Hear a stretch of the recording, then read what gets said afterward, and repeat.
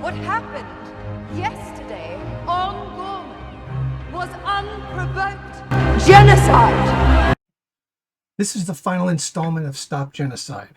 Where are all the fighters who swore they would never let Palestine fall? Where are all the anti-Zionists? Why do we still act like nonviolence works? Nonviolence has killed Palestine. I'm going to play for everyone a podcast. Here and Now is Dr. Weisfeld's podcast. The Here and Now features Steve's struggle from the original Black Panther Party of the 1960s and 1970s. Bundism is Jewish Pantherism. To claim otherwise is counter-revolutionary. So, hey, Steve is here. Yeah, man. Hi. Hi. Okay. Oh.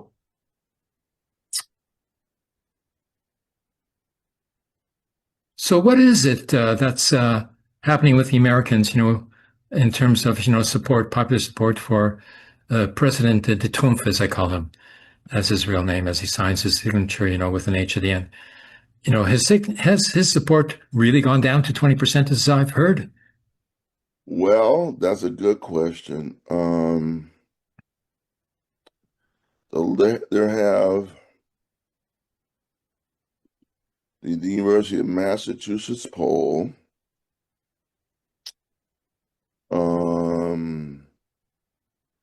It was approval rating was 38%, and that was four days ago. So you can say 3.8 out of 10. Oh, 38%. Oh, okay, it's pretty low. Yeah, it's pretty low, but it's still pretty high. Even Hitler, when he took power, when he became the chancellor appointed by the president, Hindenburg, he only had 35. Well, I think he had 42%, popular support at the time. And then for the first election, they only had 35%, although they were the largest political party because of the failure of the communists and the socialists to form a united front. So let's see. So Trump could still get away with a lot, like with 38% support. Wow. Let's see. Let's see here.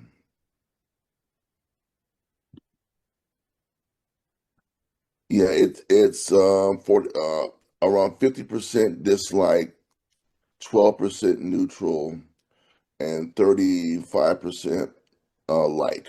That's kind of where it is right now. 35%, same percent as the Nazis. Wow, it gives me a chill.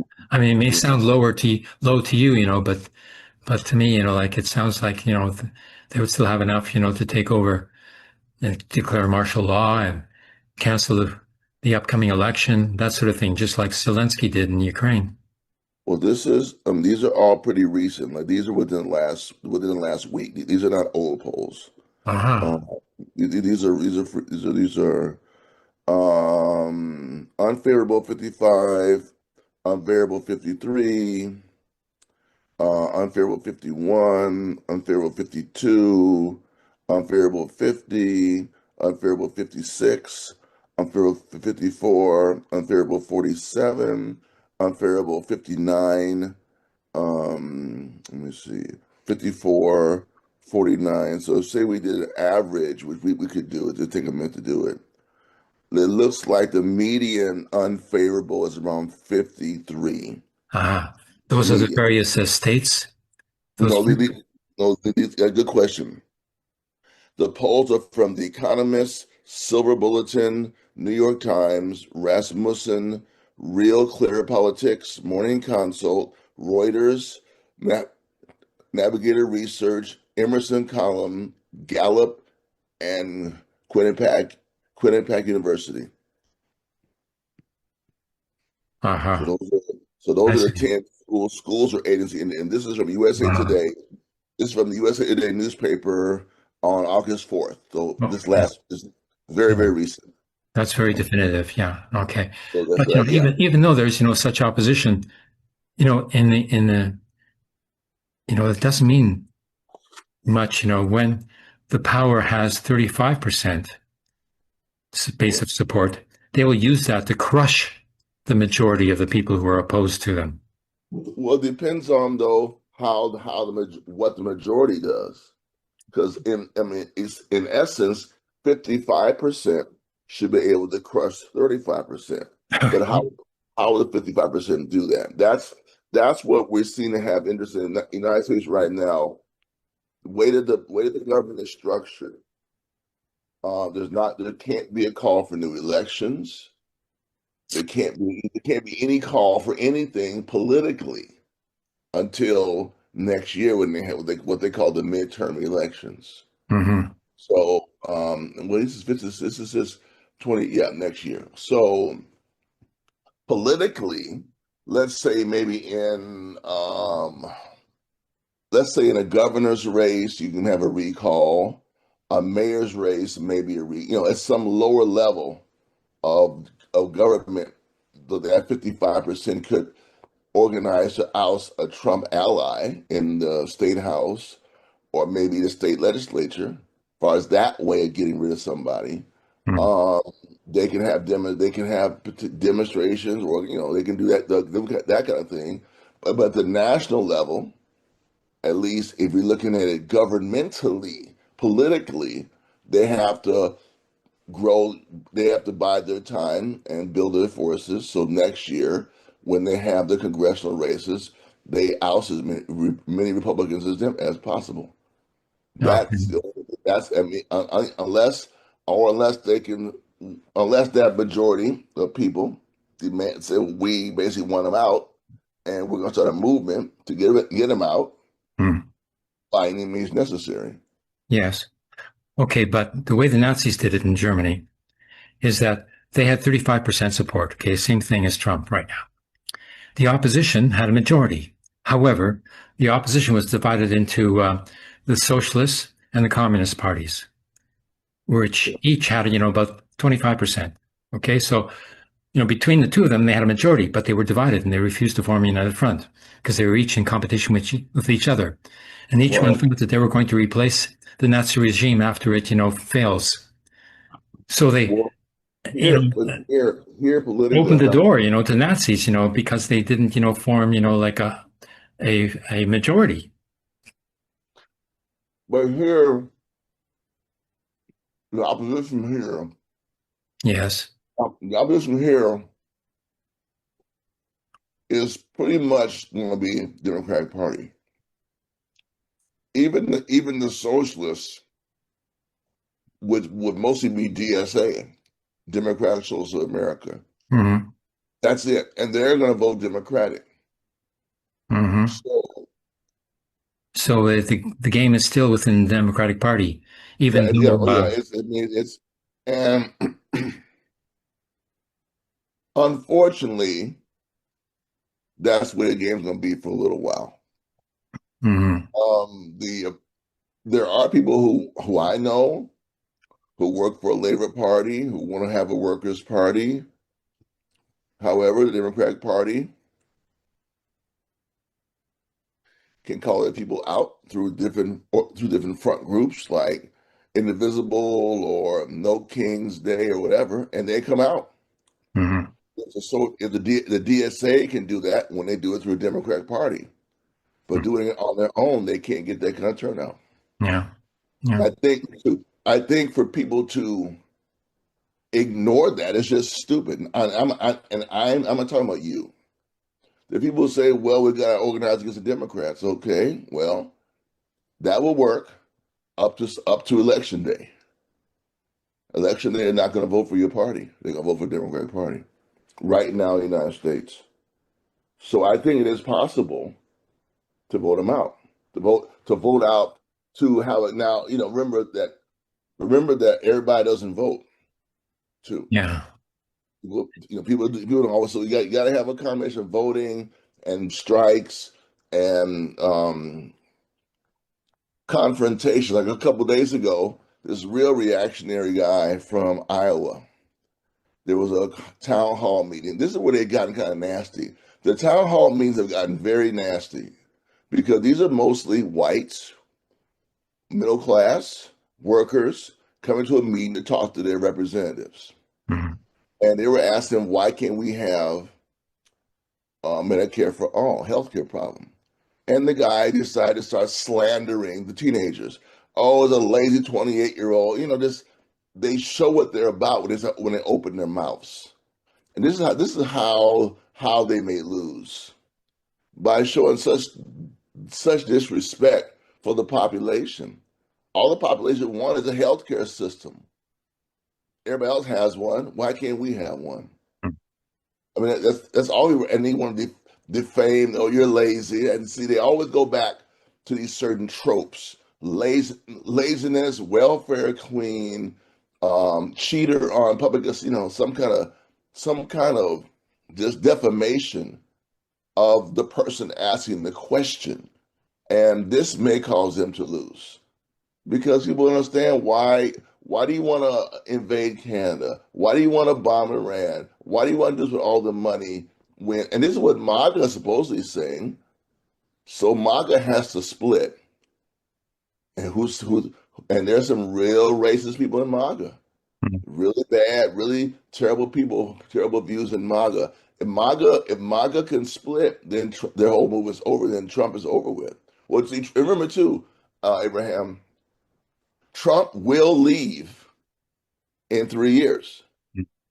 He cannot be reelected.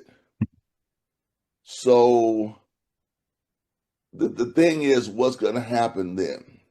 Are the Republican allies going to try and run? Yes, of course they're going to try and run. And will MAGA support them?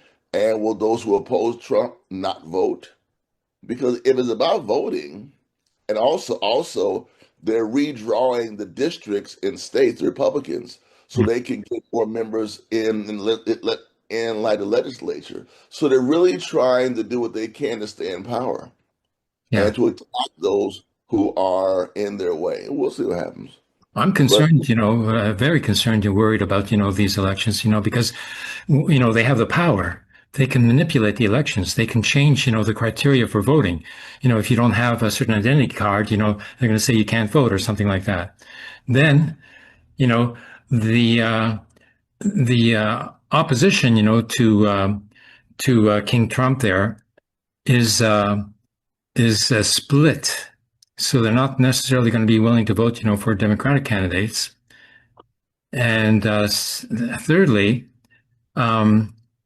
the MAGA people are going to vote, for the Republicans in any case. The only sort of, a thing that would, upset the Republican Party from forming a united front is if the Musk, faction splits from the Republicans and sets up their independent party, right away rather than later on. Then that would split the Republican vote and they would lose. That's my question. Let's see what happens. Let's see what happened with Elon Musk's party right now. Is he doing anything, or what's going on here? Because the news media doesn't provide any information to that effect, but he's certainly organizing, and he's got the money to do it. No, we got the information right here. Yeah. He organized it on the 5th of July, according to Wikipedia. Let me see. Where's the link? Do they have a link to it? Let's see. Musk. Yeah, Hitler salutes, like on the podium at that time. No way they were not Hitler salutes. It's obvious. Yeah, of course they were. And Trump himself, was reported by his wife as into reading a book with the speeches of Hitler, as bedtime reading. Well, these characters are bizarre. Well, America Party right now does not have a link, and if there's no link on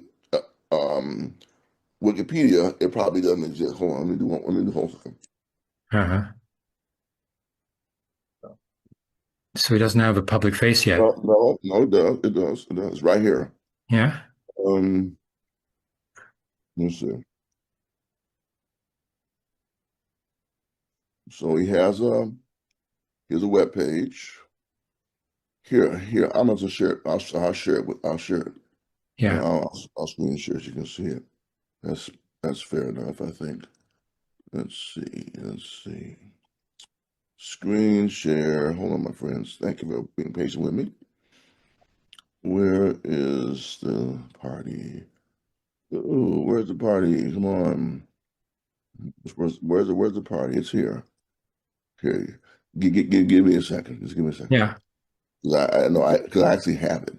I have it up. I have to just put it Yeah. on. If they were to split the Republicans, that would be a breakthrough. Well, they might be able to.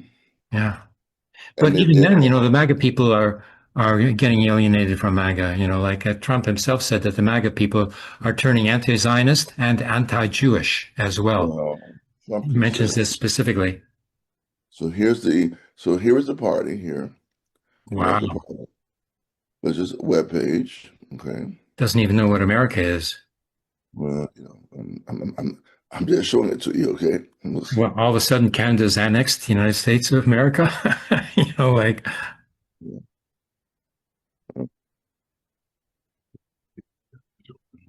Stay in the loop.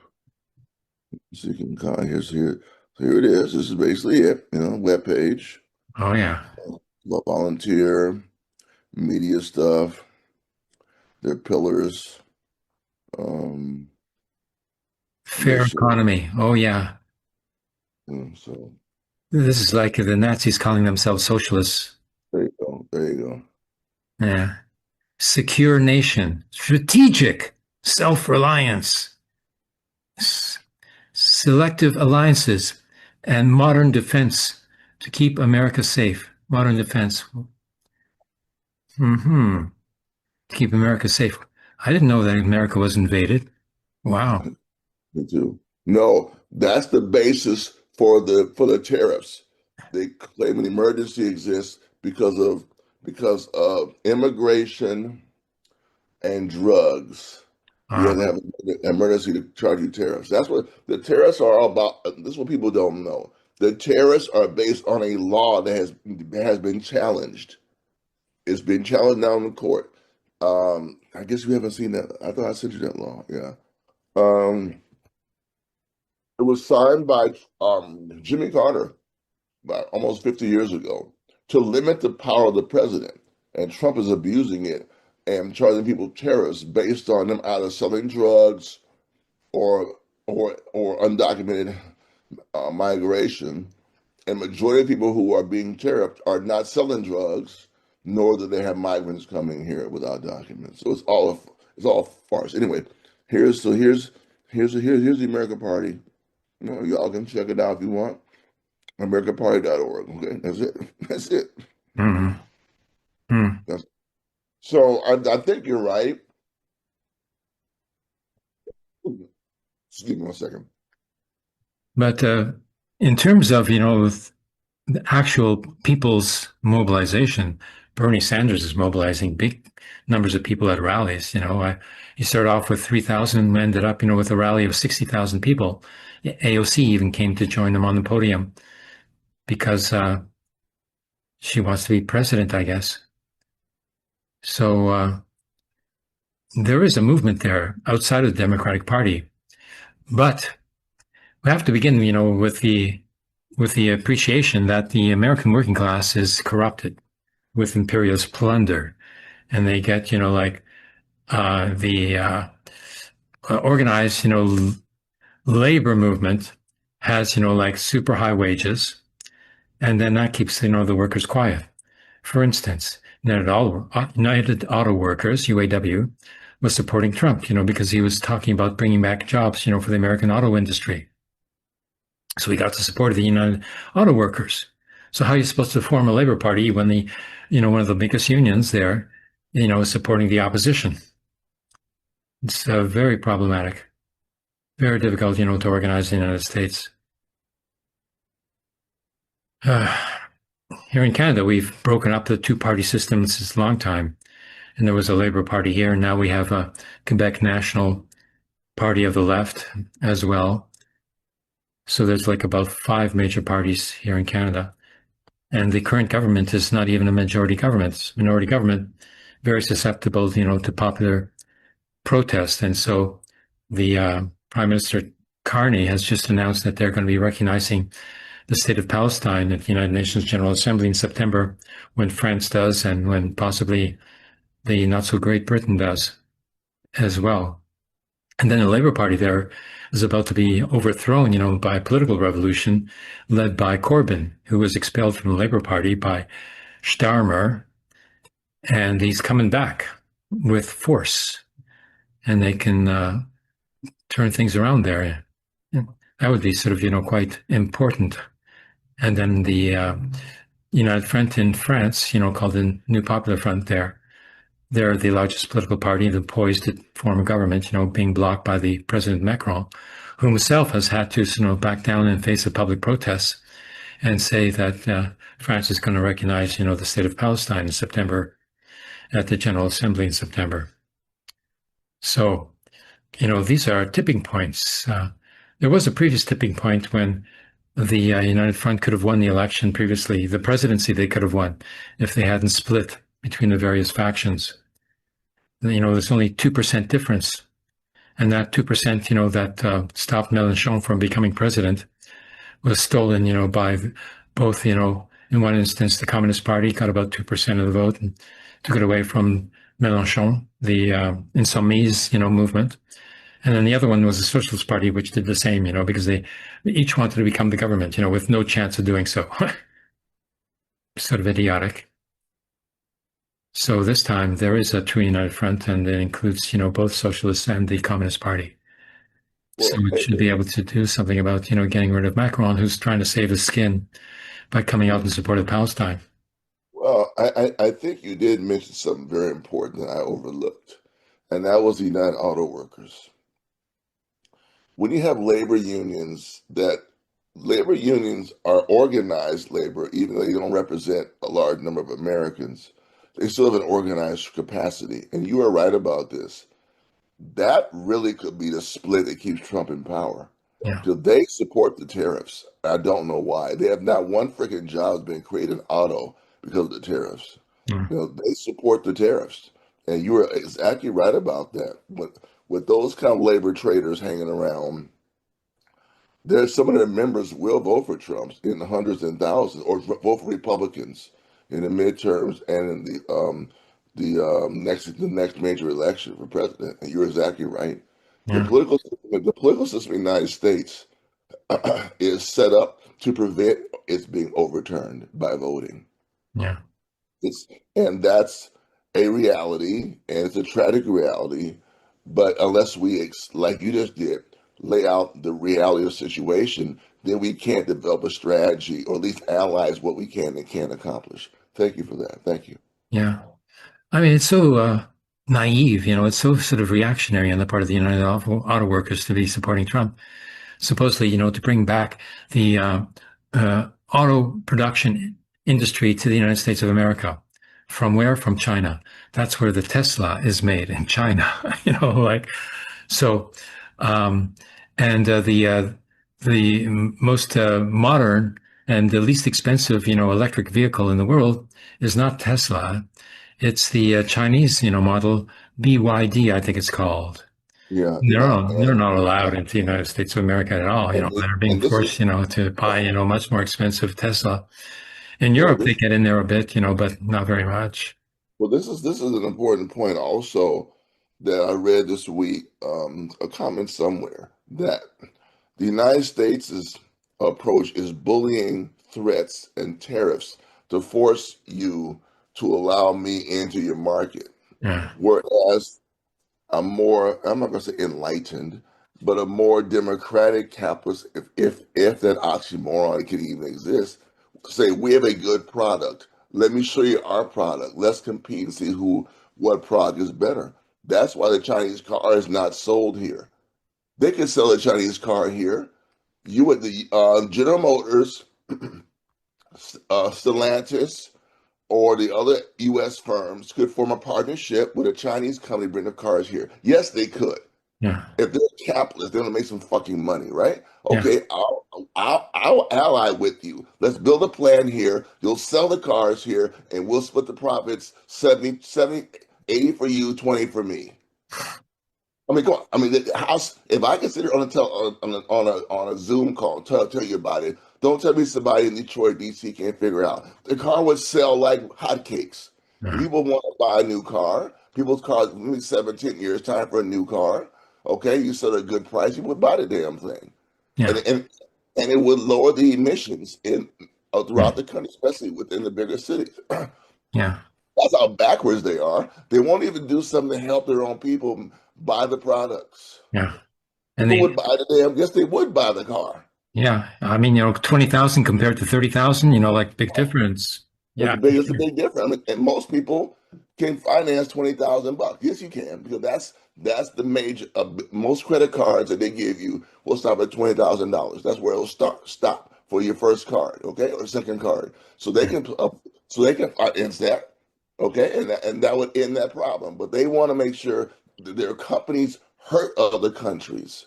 That's why they impose these tariffs, to hurt the other country instead of trying to have a worldwide capital system that works. No, Yeah. and I predict, and I hope I'm right. I hope I'm right. I hope I'm wrong. That a year from now, if 10,000 jobs have been created, I'll be surprised with Hmm. tariffs. Hmm. If even Yeah. 10, and with the 10,000, where are those jobs? Yeah.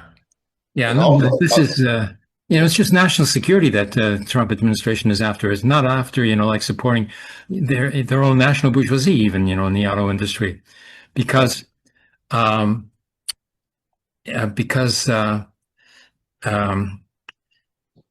you know, let's say the production of cars, electric cars, etc., was brought back to the United States of America. Okay, as Trump claims that he's proposing. How many jobs would that create? Like Steve, considering that these factories are not only automated, but they're roboticized. So you have these right, robots, building the cars, right, right, and then one guy standing there watching them. One guy. right. Well, That's yeah, it. right, exactly, Yeah. exactly. So I'm saying to you, I don't know. Well, we can find out how many people are actually involved in production of robotics cars. We could find out, but it's not that many. It can't be that many. Oh, I've seen assembly lines, which they have like a row of robotic arms on both sides of the Right, vehicle, right, like five deep, right. and both arms are working at the same time, on either side of the car. Like it's incredible. I mean, and the production cost for something like that, is rather minimal. They could, surely, produce something, that was, very inexpensive, but they refuse to do so because they have, monopolies and such, in which they um, uh, come to a common agreement as to what the price of the car should be, so that no one, manufacturer is going to undermine the price, set, by another. And so they, monopolize, the market, by having the same, price, set, for all the cars, all together at the same time. And there's no competition anymore. So, forget about free enterprise, so-called free enterprise. The only free enterprise economy that I know of in the world is in China. Really. Hmm. So BMW, BYD, Fiat Chrysler, Ford, General Motors, Hyundai, Nissan. Yeah, they're really in trouble too. Tesla, Toyota, Volkswagen. Um, they're listed in article here, and basically this article is called automaker factory. I'll share with you guys. Let me share it here. Hmm. Let me show it to everybody. We can see what's going on here. Here we go, right here. Okay. Here. So they have articles about this automaker factory robotics, what it means for jobs in electric vehicle production. They're talking here. Here's what you're talking about right here, right? The arms on both sides. It's all being done by a computer, Yeah. right? So it's all being done by computer. Okay. So it says billions of dollars by the 1980s. This is like 45 years ago. 45 years ago, billions were being spent by automakers worldwide to automate fundamental tasks in their assembly plants. Okay? Yeah. Innovative technology did help it to rebound the next decade. Okay? So today it's a common part of factories, and it's starting to become another revenue source for automakers through providing robotic services to other companies. Okay? So they're talking about this. What you're talking about right here. Yeah. So how many people will actually be employed? Not too many. They're not gonna have more. They're not gonna have more than they need. Let's put you like that. They won't employ more than they need. And how much they're gonna pay them? That's another question too. Yeah, good point. So I used to teach political economy. It's really fundamental, to knowing what to do politically. So Sure is. if the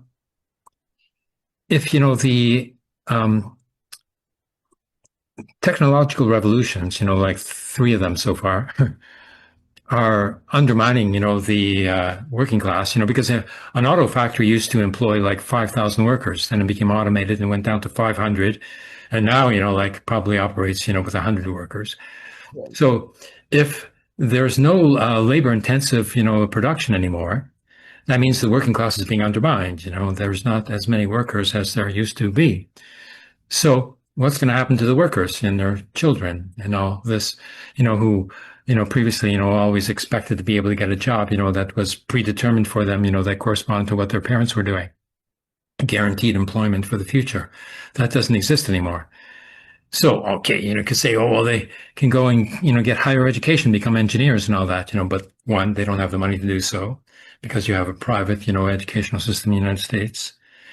And then 2, what is going to be waiting for them is a job in the military. The military is going to say, you don't have a job? Come here. We'll provide you with a job. We're going to give you a salary and all that.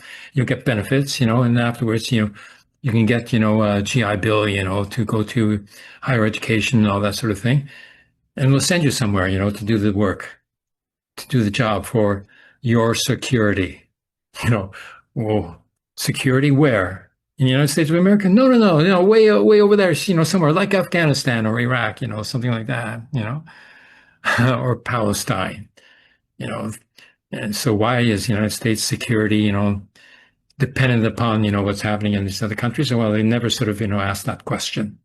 They've not been educated, to ask questions. People are only educated, to obey, as if, it's like the highest level of production and efficiency is military discipline. And they've, this is, the perfected model in the Zionist state of Israel, in which, you have all these high school students who are pulled into the military at the age of 18 before they even learned how to think for themselves independently, after going through an ideological education and knowing next to nothing really about the Jewish culture except for the Zionist movement. And they're put into the military and they'll obey any order, because they're supposed to be, fighting for the security of the Jewish people of Israel. Well, really, after they got killed, it's too late, for them to contemplate, whether or not they were doing that job or some other job, on behalf of crusading, United States of America, who was looking forward to the Zionist mercenaries doing the job for them to colonize, the whole Middle East, and tame it, and training Israel to be the mad dog of the Middle East. Oh my! I can get carried away with being sort of so pessimistic.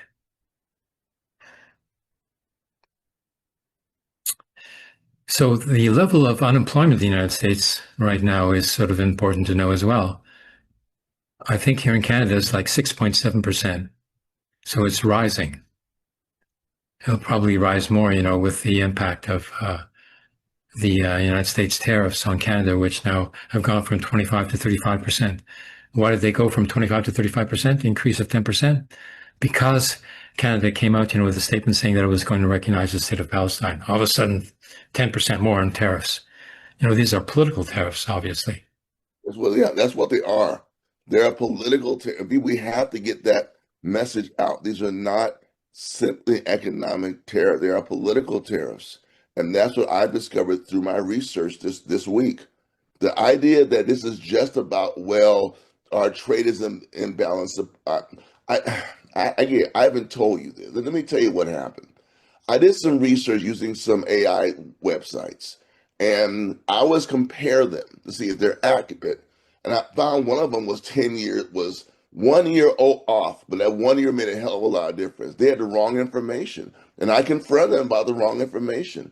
And they were saying, well, this is a major change in the use of tariffs. The AI structures say this is a major change. Previously, it was just based on what you're saying, economic. Now it's political.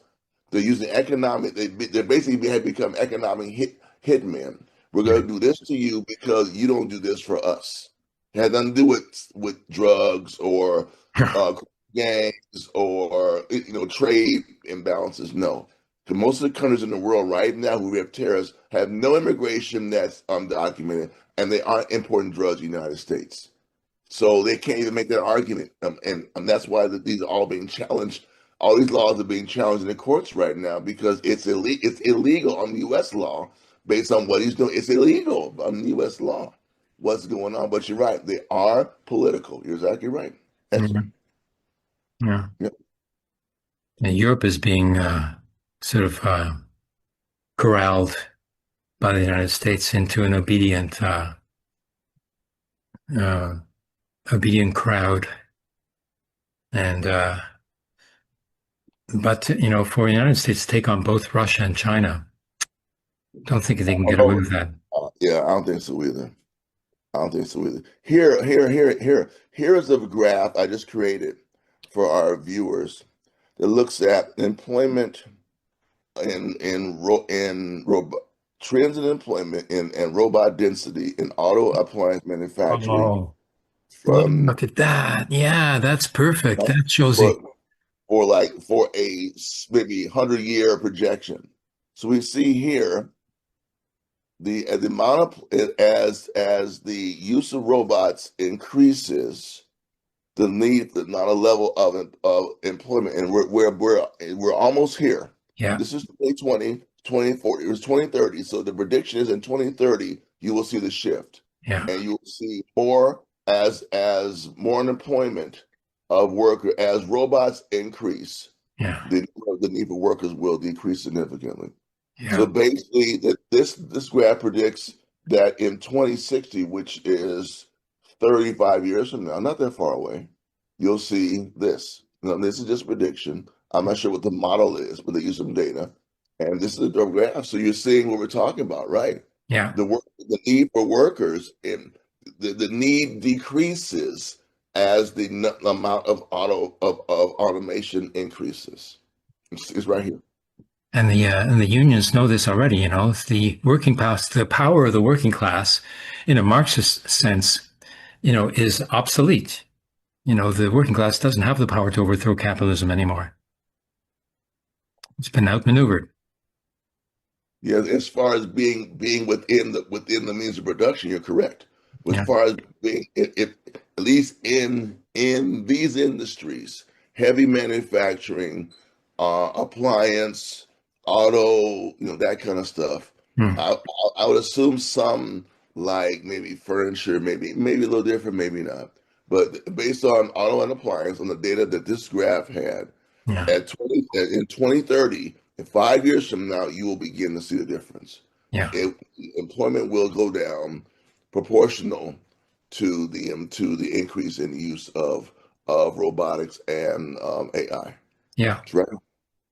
Wow. Yeah. Very clear. Very clear.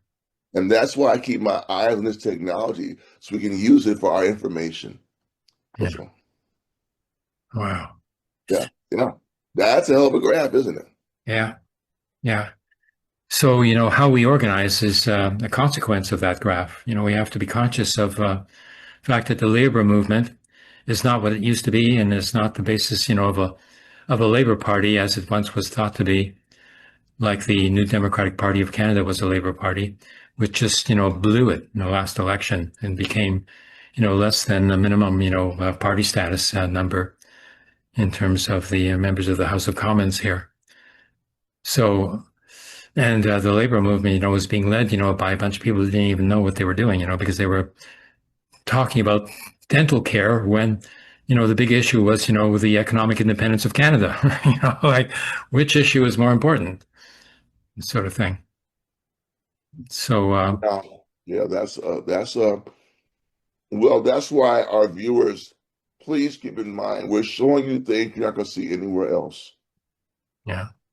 We're having conversations they're not going to have anywhere else. You need to spread this broadcast, share it, like it, and talk about it among your friends, allies, family, those of you know who think similar and those who think differently. Show them that graph. Just Yeah. show them that graph. Show them that. They haven't seen that before. No, they haven't. And Yeah. if I got it using an AI app sitting at my kitchen table, somebody else can show it to you too. They don't want you to know the truth. Yeah. Yeah. So, this is what we need. People understand, the seriousness and the significance, the points that we're making here, Right. and who want to show it to other people so that they can begin to get some sort of, strategy into their political work and thinking. It's strategy that is slacking. Right now it's just That's right.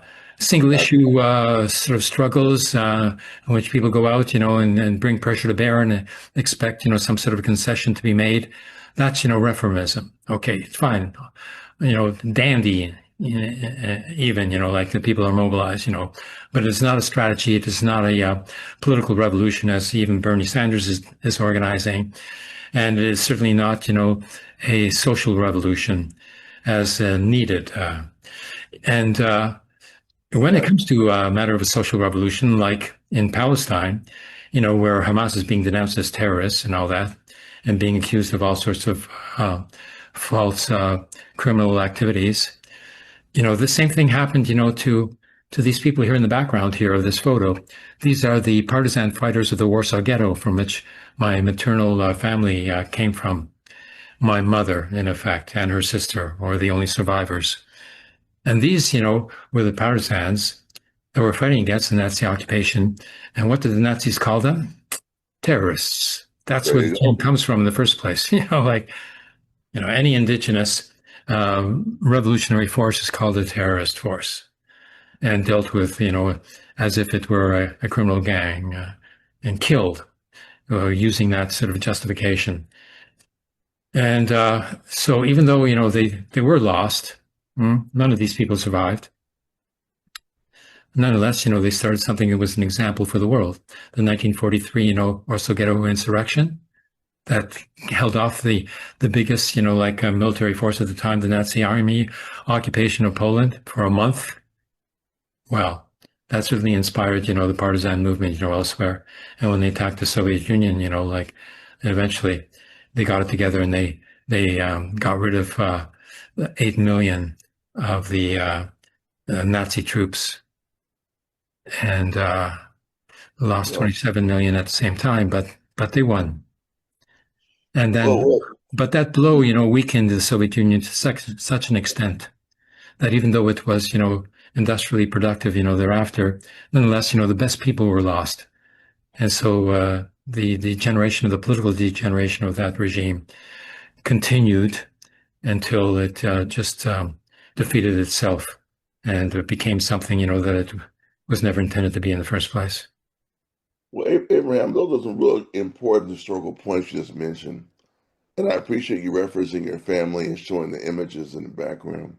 Yeah. I want to say something about this Hamas debate that we keep hearing. I want to share the poster about the international, the rights of the child by the UN. You look over here on number 6, and what's it say? Every child has a right to be alive. Mm. Well, now, Israel and the United States are clearly violating this. This is an internationally recognized guide of how children's rights exist. So right here is all you need to say about Israel. Yeah. Are you Are you ensuring the right of Palestinian children to be alive? The answer is no. Yeah, no, they're very overt about it too. You know, they say, And this right. They're so overt about it. This is yeah, why we have to go to the ICJ and the ICC. yeah, Well, you have to take it. You have to take it there. This is right. I'm saying every child has a right to be alive. Governments must make sure that children survive and develop in the best possible way. So every country in the world, the citizens can take this sentence right here. mm, What is our government doing? Since it's clear that these children, the government of Israel, is not ensuring the right to live of the children. That's all you have to do. yeah, That's it. mhm, That's all you have to say. I'm gonna tell you, this is my campaign now. mm, Get this message out. mm, This is what's going on. They are not ensuring that the children can live. The data shows it. So mhm, any government in the world has a right to use the UN and other forum to get this taken care of. That's it. yeah, Period. yeah, And I just want to show our viewers. You won't see this anywhere else. No, you will not. They don't care to show it to you. yeah, yeah, yeah. There's so many other Zionist spokespeople. You know, they blatantly, you know, say that they don't care about the children being killed because they are going to be growing up, you know, to be Palestinian fighters in any case, especially the orphans. Hamas, you know, was composed. You know, most of the Hamas fighters were composed of orphans. Right. That's right. So, you know, what else are they going to do? You know, like give up? No way. Oh, no way. No. Yeah. Yeah. Okay. So I think we've, you know, hit the nail on the head. I think so. A few nails, actually. You nailed it. Actually, you're right. Yeah. So we continue on, and we're going to get this video out and circulate it so that people can start to take movement building seriously, not matter of just going out to the occasional demonstration. You know, much more needs to be done. Much more needs to be taken into consideration, and much more needs to be talked about as well. And here we are to talk about it. Here we are. Very good. Okay, great. Okay. See you next week, Steve. Thank you.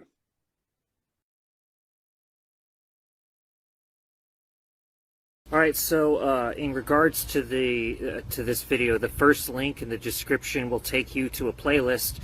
This playlist is a real record of Holocaust survival, so I do suggest you get to it. It is a 5-parter. All 5 of them have Dr. Abram Weisfeld and his testimony. The second link in the description will take you to Dr. Weisfeld's channel, which should be brought up to 1,000 subscribers, and I ask you stupid fucking communists, why have you not subscribed yet? If you're real communists, and not the fake LARPers that I know most of you are, then you would be subscribing to him. I really do expect anyone claiming to be a communist to watch this video from the Electronic Intifada, which will play right now. We wanted to now go to an interview that we recorded earlier with our longtime contributor, scholar, activist, organizer, writer, Shahad Abu Salama. Artist. She's an incredible artist. Wonderful. And she's a daughter of Jabalia refugee camp. She grew up there, of course, as a refugee. Her original villages are just a few kilometers away, of course, and she and her family have been through absolute hell the last 22 months. And Shahad, who is not in Gaza, has been trying to protect her family members from this nightmare, from this genocide. So we were able to speak with her. We recorded this earlier. Let's go to that incredible interview with Shahad. Thank you so much for joining us, Shahad. A few hours ago, you posted on Twitter, X, that Israel just killed your neighbor, Ala Osama Abu Murad, someone you grew up with in Gaza. You've also lost many other friends and family members in this ongoing genocide, including your uncle Marwan and your aunt Haniya earlier this year. What do you want people to know about Ala and about the situation for people you're in touch with in Gaza right now, including the survivors of some of these massacres?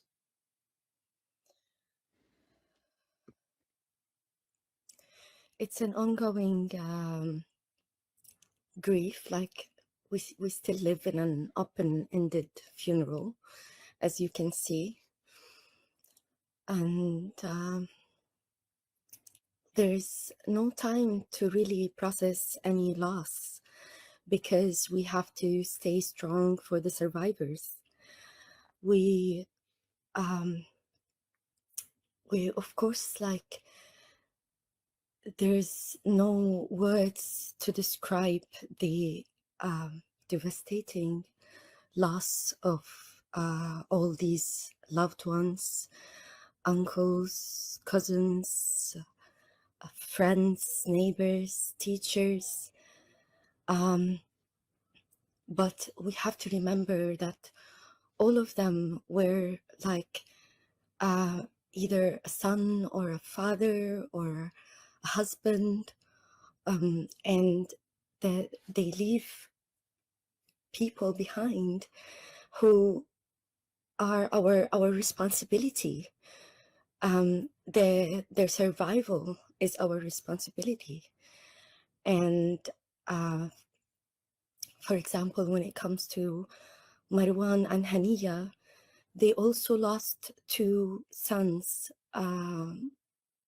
Yusuf at the beginning of the genocide on the 27th of October 2023. My dearest cousin, he was actually the closest of all of them to me, and I was in daily touch with him. And then they killed my uncle and his wife Haniya and their son Wasim, who just became a father to a son he named Yusuf to commemorate his brother who was martyred at 27 years old with no crime, while standing outside the house, our grandparents' house in Jabalia refugee camp that they sought refuge to, the same family house where we were all born, actually. We were all born in that house. We're talking about the first Intifada, when 3 generational families would be like growing inside under the same roof. And we were one such family. Majid, my eldest brother, and my elder sister Majd, and me were born together with all of my cousins that are now killed. Few survive. Muhammad, 17 years old. He was 16 when he lost his parents and brothers, and he hardly survived. He survived with shrapnels, and he's still suffering the health complications of this injury. The shrapnel remains in his chest, and he hardly received any medical care in Gaza because of the endless flow of injured people, thanks to the endless crimes against our people and the devastation of the health sector. And they're so overwhelmed, so they can't provide the right medical attention to injured people. So Muhammad has been reporting shortness of breath. He's turning into like a skeleton, skin and bones, like right in front of me. And I speak to them at least twice a day.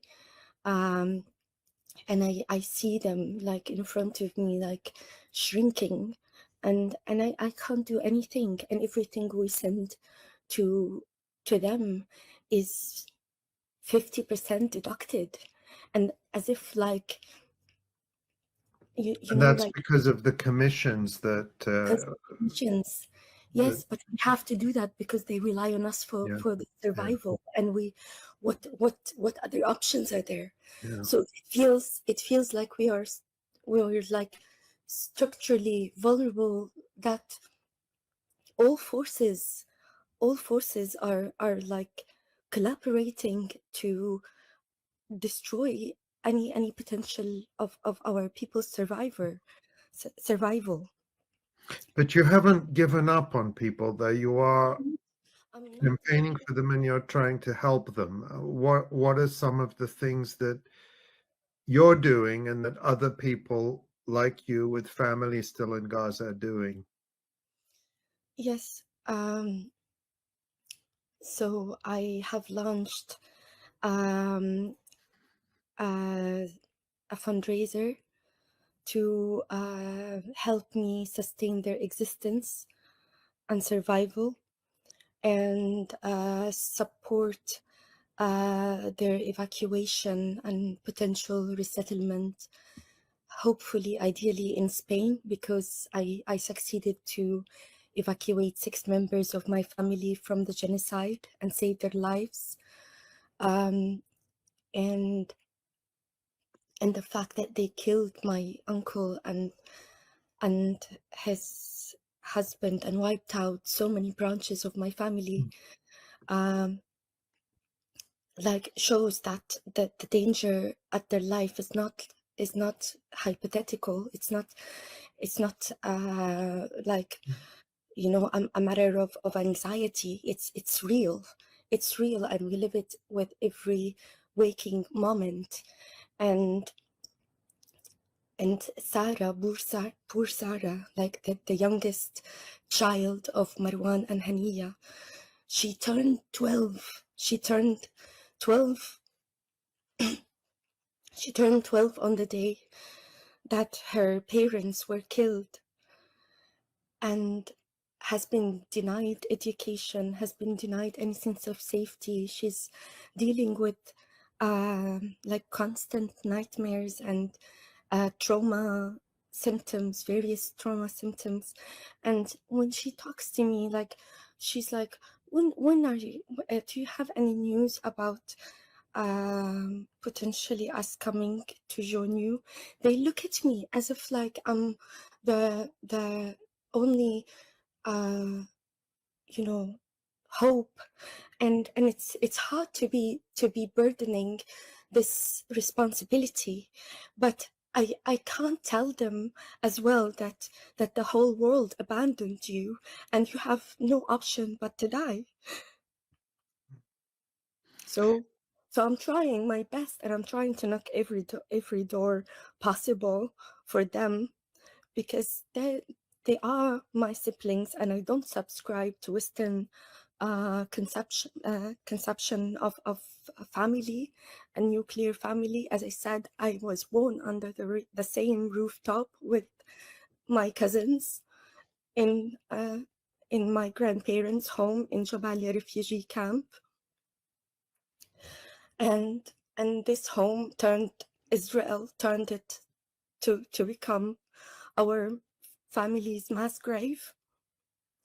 And we're still witnessing an incredible loss, and they're facing situations of day and death every day. Even yesterday they were just coming back from checking on my older 2 uncles who are disabled and are in dire conditions, and they were checking on them, just coming back. Israel bombed nearby in Sheikh Ridwan, a massacre, a bloodbath. And the dangers, they don't know how, like, they survived. Everything was hailing on them, the dust and everything, and they were just running for their lives. And this is like almost every day there's a bombing nearby, and there are kids growing under these conditions. Wasim, who was martyred together with my uncle and aunt, his parents, he left a newborn, Yusuf, who just turned 1 year old on the 7th of, he would turn 1 year old on the 7th of October. So he's just 10 months now. And he's growing under these conditions. He's growing in a tent. And what can a tent do to protect a child from 1,000-ton explosives? Shahid. Another dear brother, cousin, family member of yours, Mahmoud Abu Salama, is a journalist in Gaza. He's still in North Gaza, one of the few left doing the work of bearing witness and telling the world, showing the world what's happening, especially in Jabalia and Gaza City. And your concerns about Mahmoud are obviously justified, especially after the latest murders by Israel of Anessa Sharif, Mohammed Koreka, and the other journalists, the Al Jazeera crew a few days ago. Ibrahim Tahir, Muhammad Nofal, Yeah. Muhammad Al-Kahlout. Yeah. Talk about Mahmoud's situation and Mahmoud, yeah, go ahead. Mahmoud Abu Salama has been alongside his colleagues, have been doing God's work on the front line and reporting from conditions of life and death, where they're wearing a vest, a press vest that is supposed to protect them, and instead it's making them legitimate target in the eyes of Israel's terrorists. And he has survived multiple close encounters with death, 1,000 times almost, lucky. Incredible. I've been following him closely. I've never missed a notification from him, and I'm always every day on calls with him throughout these times.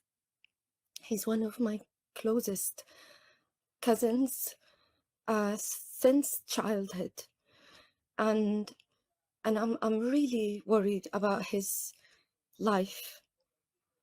This is even before the last targeting of 6 journalists in the Ashifa tent just a couple of days ago. For like last week almost now, Israeli media, an infamous platform called Israel Speaks Arabic, has been sharing a video of Mahmoud that he filmed of him evacuating a family, helping to evacuate a family to safety. This family had just been targeted by an Israeli strike while on their journey of displacement, this journey of death that Israel forces people to do after imposing displacement orders on them, forcing them to either leave or die. But even as they leave, they cannot escape the death. So he was recording the aftermath of one such crime, and used his own vehicle to help a group of children who were in complete panic after losing and witnessing God knows what terror they've seen. And they were in horrific conditions, in absolute panic. And in the Israeli propaganda platforms, they dismissed his whole coverage as Pallywood, which of course were not new to these tactics of delegitimization that they use against the Palestinians. And they've used this claim against so many crimes to deny so many crimes that they've perpetuated against the Palestinians in the past as well. As a media scholar, I can say that they even used the footage of Muhammad al-Durra, who was killed while under the arms of his father in the second Intifada. Sorry, they also dismissed that as Pallywood in their platforms, and Israeli journalists also engaged in the same dehumanizing rhetorics, denying a crime that was perpetrated before camera. And no accountability happened then. No accountability happened for any crime. And here Mahmoud has survived multiple injuries as a result of targeted attacks against him and his colleagues. Even with Anas al-Sharif and Hussam Shabat and others, there are horrific videos that record close encounters they had with death because of Israel's constant deliberate targeting of journalists in a desperate attempt to silence the truth. Yeah, they were hunted. They were hunted. And journalists are being hunted, and so your fear for Mahmoud, given the incitement against him, we know that many of the other journalists were killed. Some were just killed in their homes or their families were murdered. But with other cases, including Anas, Hussam Shubat, and many, many others, they were preceded by these kinds of incitement campaigns.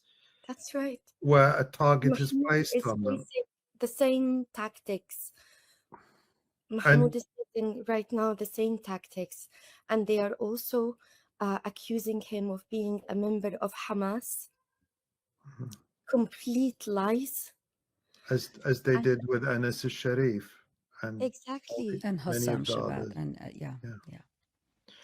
So, and he's seeking every avenue to try and save his life and his family's life. Mahmoud is a beloved husband and a father to 3 beautiful children, Majd, Muhammad, and Sanad, and they all deserve to live. They deserve a future. And I don't know, what is more urgent than this, especially in light of, Israel crossing all red lines, and we're just waiting for them to target the next victim. And Mahmoud is one of the latest prominent journalists who remain alive in North Gaza, particularly. And his account is very important to survive for humanity. So I hope that we succeed in saving his life before it's too late.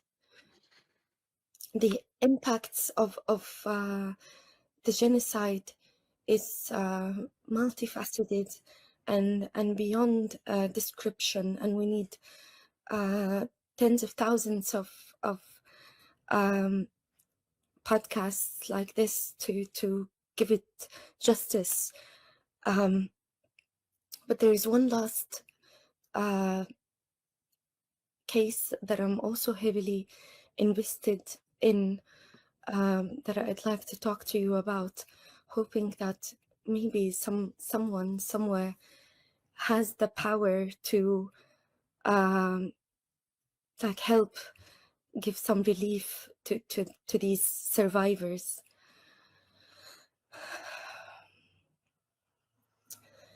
So one relative of mine, his name is Muhammad Ala Qarmout. He is a wanted child with no surviving family. He's one of 8 family members who were completely killed, wiped out from the civil registry on the 23rd of November or 13 of November 2023, so early in the genocide. And Muhammad was evacuated alone to Qatar in January 2024 with help from the Qatari Red Crescent. And I'm glad this happened, because if not, maybe we couldn't have guaranteed Muhammad's life. However, Muhammad is alone in Qatar, in Mujamma al-Tumama, in a Tumama complex. He was evacuated as a 15-year-old, and now he's 17. And ever since, he's been calling to be reunited with his grandmother, I'tidal, who is my aunt, and the sister of my other aunt, Haniya, who was killed, the wife of Marwan. And she lost her husband and her 3 children as they were on a journey to visit her and check on their mother, who was seeking shelter somewhere. And they bombed them on the way and killed them all. And they killed her husband in his attempt to go check on their home in Beit Lahia. And they killed the mother of Muhammad, who's now in Qatar, with all her children and her husband. And no one is left but him for her. And she's suffering from the Crohn's disease. And she's still in Gaza. She's still entrapped in Gaza, Yeah. with no So- one caring for her. Like her, of course, like she's with her brothers and sisters, but everyone has families and grandchildren, and in dire situations. They lost their homes. They're all in horrific conditions. And if we could just get I'tidal, because she also has serious medical needs, to join her her grandchild, her only surviving grandchild, in Qatar. And I've been trying to do this task that looks so simple, but is made so impossible for like months. I've been calling and emailing and doing everything possible, entrusted by Muhammad and my aunt I'tidal to reunite them, and nothing is happening. Nothing is happening. I mean, is there a way for people to be evacuated? I mean, we know that there are limited numbers of evacuations. It's not very clear how they all take place. It is happening. Sorry? There are evacuations that are happening. Italy succeeded to evacuate families and residents and orphans and injured people, and Norway and Belgium. So why not Spain? Why not the UK? Even the UK, I think, happened, although very limited cases. But there needs to be more pressure on Israel. There can't just be one option for the people of Gaza to just die or starve. Like they can't do that to our people, and they can't leave our people abandoned with no options. They have to provide channels to support these survivors. these survivors of a genocide that all these governments have tolerated, supported, sometimes aided, armed very directly. Yeah. But children who have no access to any basic rights, yeah, no medical or psychological care. They've lost their parents, they've lost their siblings, they've lost their homes, and they have no access to education for 2 years. They're terrified. They have so many struggles, day-to-day struggles, to secure food, to secure water, to secure medicine. It's incredible. It's incredible, the unprecedented dehumanization that shouldn't be tolerated by anyone, and yet it continues. It continues. Shahid, just before we wrap up, it's clear to me that you're not getting used to this suffering. It's not being normalized for you. The pain is very raw and very real.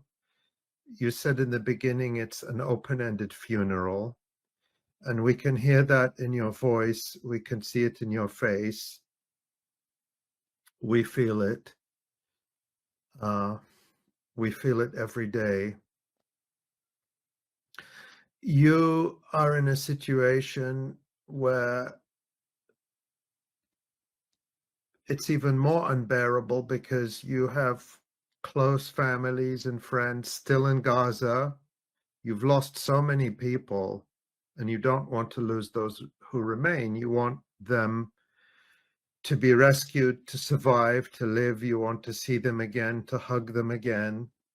And I know many of our friends and colleagues from Gaza who are in the same situation. And you have to, a simple right, and yet it feels impossible. yeah. It feels that they are completely abandoned, and the world has accepted that, as if the Palestinians are born to die. We are shouldering a burden that is too hard to carry alone, and too hard to fathom, like how to describe. And those survivors, like enough torture them. They need recognition of the crimes that have been committed against them.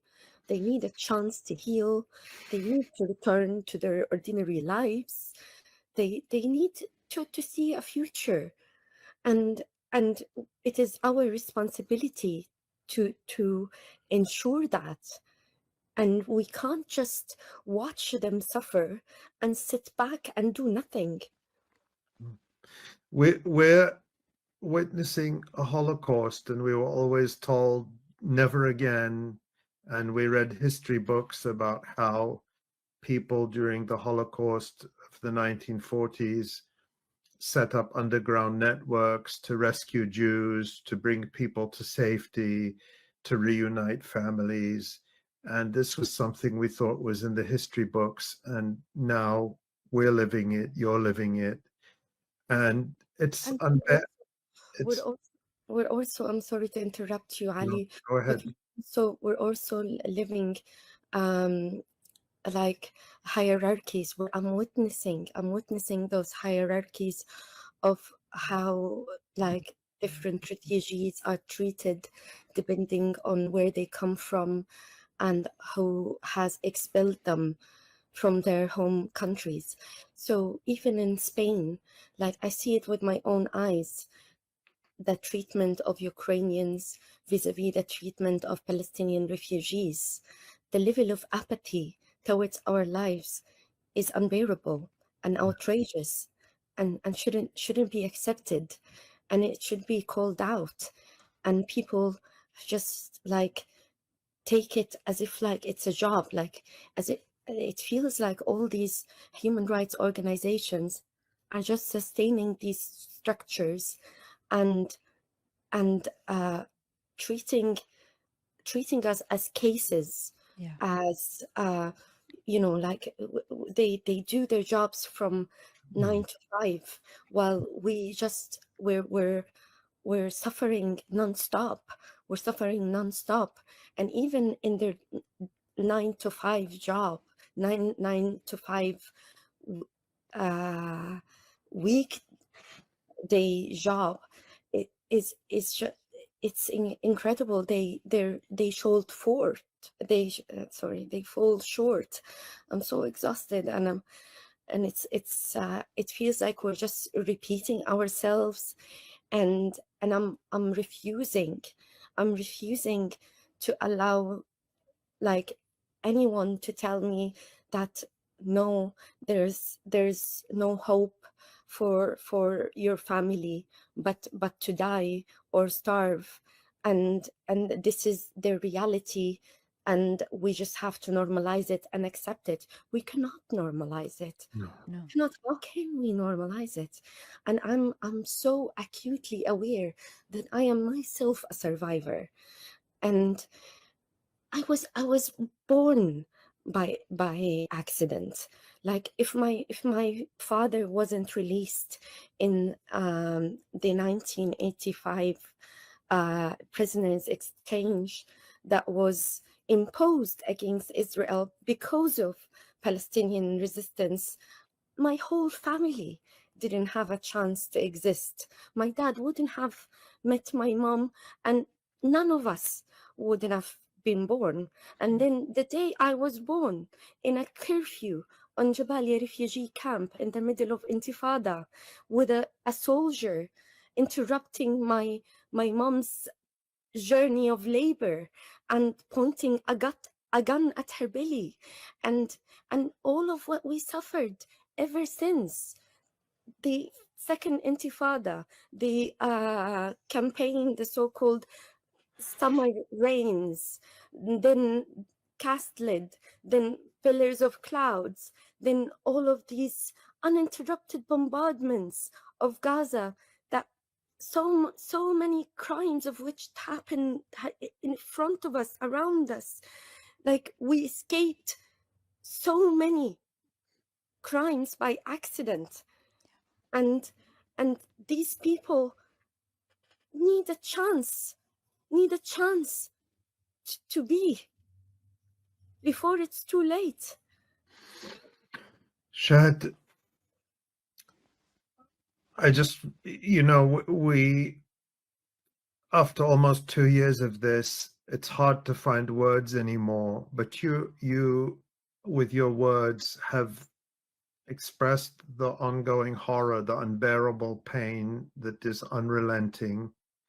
And I just want you to know that we hear your voice every single day. I see your posts on Twitter X, and they're powerful. I see that you haven't given up hope for your family and for your people. They haven't given up hope in you. The people in Gaza tell us every time we speak to them that they see their hope in us when we speak out, when we keep talking about Gaza. And you have reminded us powerfully of our collective responsibility to do that, especially those of us living in the United States and Europe and the countries that are directly responsible for this genocide. I don't know what I can tell you that can ease this pain, Shad, except that we will continue doing this work. We're grateful to you. I hope that that people listening and watching will take to heart, be visible, speak out, scream and shout about Gaza. Don't give up on anyone there. Nobody in Gaza has given up. No one has given up on themselves, on their loved ones, on their family. We can't give up on them. We can't normalize this.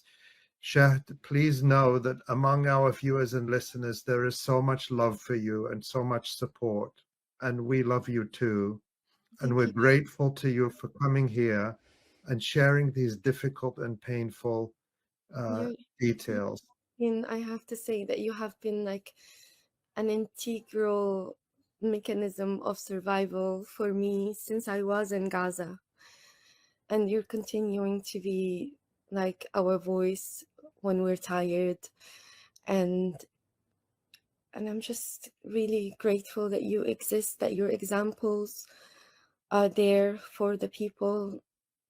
No one should feel that they can't do anything. Everyone has a role to play. And we are embodying this example as we live and as we exist and resist. And Israel has to pay the price for all these crimes and injustices they committed against our people for 4 or 5 generations. Yeah. So hopefully Palestine will be free in our lifetime. We just have to keep pushing and never give up in the face of this evil. It's painful. The pain is real. We acknowledge it, but we're not defeated in any way. We're not giving into it.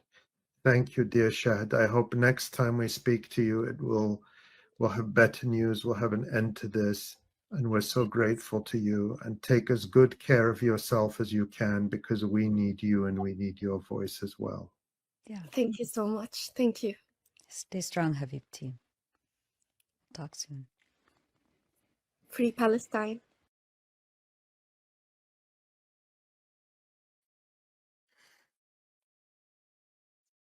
I mean, I was moved when we recorded that video, but watching it,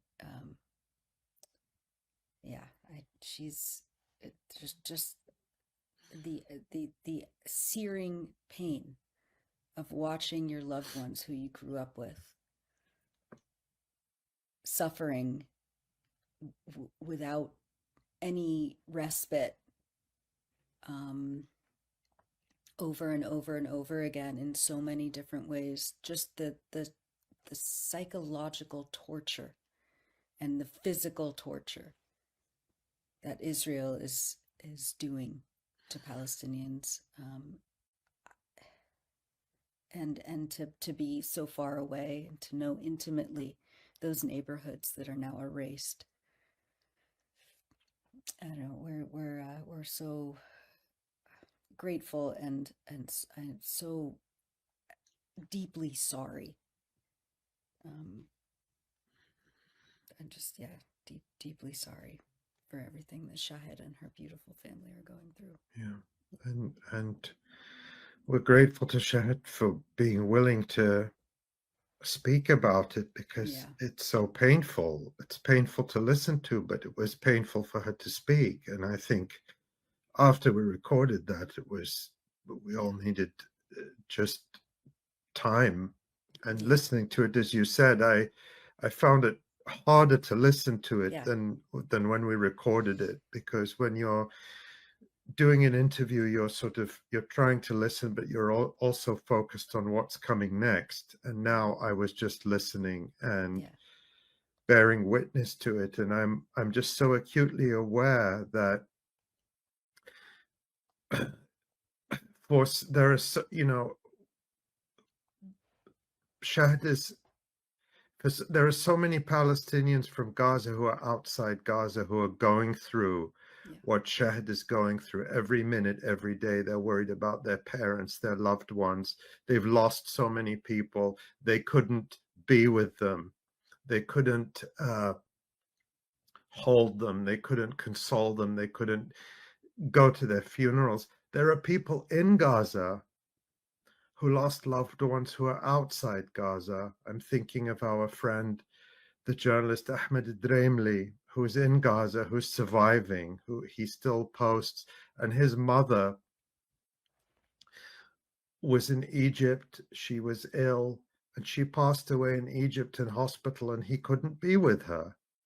His siblings in Gaza, they couldn't be with her. They couldn't hold her hand in her final days and hours. They couldn't say goodbye to her. And it's just an enormous crime, this Holocaust. Enormous. I don't think in decades we're going to be able to grasp what has been done and what is being done. And I, like all of us, I go between, I think, a sadness, the phrase that Shaht used, an open-ended funeral, stuck with me. But I feel rage and anger. Yeah, I think those are the only two emotions that that we're all feeling, is bottomless rage, bottomless sadness, and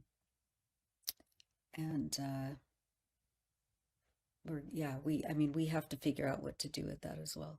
I'm angry. My rage is only increasing. Most of you so-called communists are nothing but LARPers with lots of money. I don't care about your personal struggles. I care about Palestine. There is not much more I can do. I am held back by a lot of factors. I am still, however, doing whatever I can do. And if you are so if you guys are so unmoved by what you just saw on the electronic intifada, then you are my enemy. If what you just saw didn't move you, didn't reach you in any way, you are my fucking enemy. But anyway, next up, another Here and Now, hosted by Abraham Weisfeld, PhD, and co-host Steve Struggle from the original Black Party for Self-Defense from the 1960s and 1970s. Free Palestine. I just realized I said Black Party, but I meant Black Panther Party. Gosh, I can't believe I did that. But yeah, the Black Panther Party for Self-Defense from the 1960s and 1970s.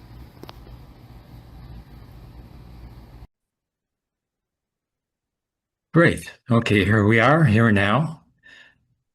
Steve, let's see now. We want to get more volume for your audio, so let's see what you can do so that everybody can hear you well. How about now? Is it better? That's better. Okay. That's the best I can do. Okay. So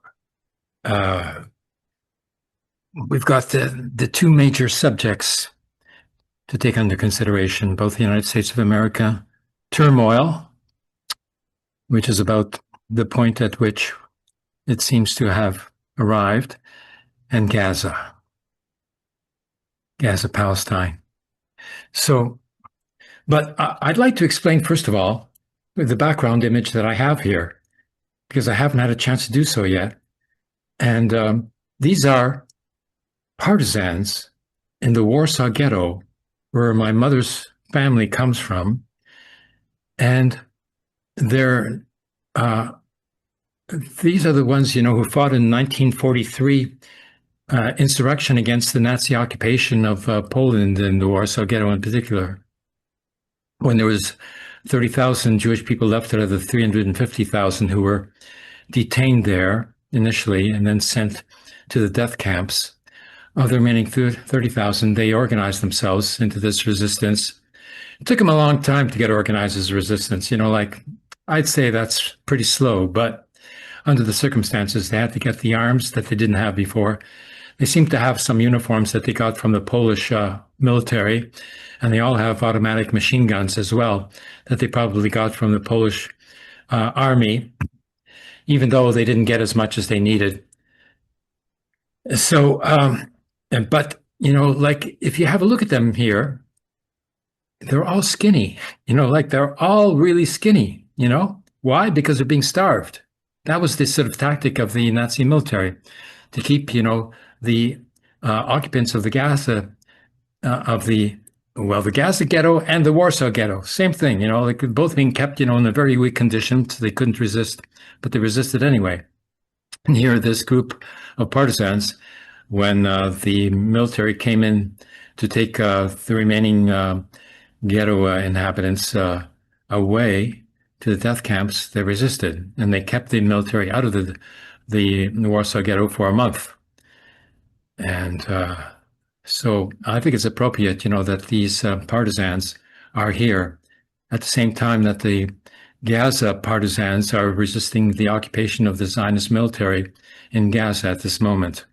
And they're trying to take over Gaza City with 1 million inhabitants, where probably the resistance forces are concentrated, and where probably the prisoners of war are contained as well. So it's a very decisive moment. The Zionist military is afraid to go in there, and they're telling the prime minister they can't do it. No way, can they get away with that? And they're going to suffer a lot of losses if they go into that. But the political leadership couldn't care less, and they want them to go in there, because, well, the prize, there's a prize, waiting for them, after the occupation of Gaza. The prize is the offshore natural gas under the Mediterranean that's in territorial waters of Gaza. So they have to take over Gaza to claim, sovereignty over the gas fields, for which they've already signed a contract in 2023 with Egypt. So Egypt wants the gas as well. So they're not going to sort of, dispute the Zionist control of the Gaza Strip. And so they're not helping out, the Palestinians there very much, except for stopping them from being sent into the Sinai Peninsula, which is what the Zionist, regime wants to do with the Palestinians of Gaza. Want to boot them out, send them off into the Sinai, and they're making life so miserable in Gaza so that they're going to want to leave voluntarily. So that's what they call voluntary emigration. But Egypt doesn't want the Palestinians in the Sinai because they are a revolutionary people. And they don't want to have a bunch of, revolutionaries, not just a bunch, but 2.3 million revolutionaries coming into Egypt, which they are with great difficulty maintaining control, military, martial law control over the Egyptian people who are trying to sort of resist and will resist that regime. So that's what this picture here, in the background of my profile is all about. Now, let's get down to it, Steve. I have a video of the police, taking over control and putting under siege the governor of California. Let's have a look at this.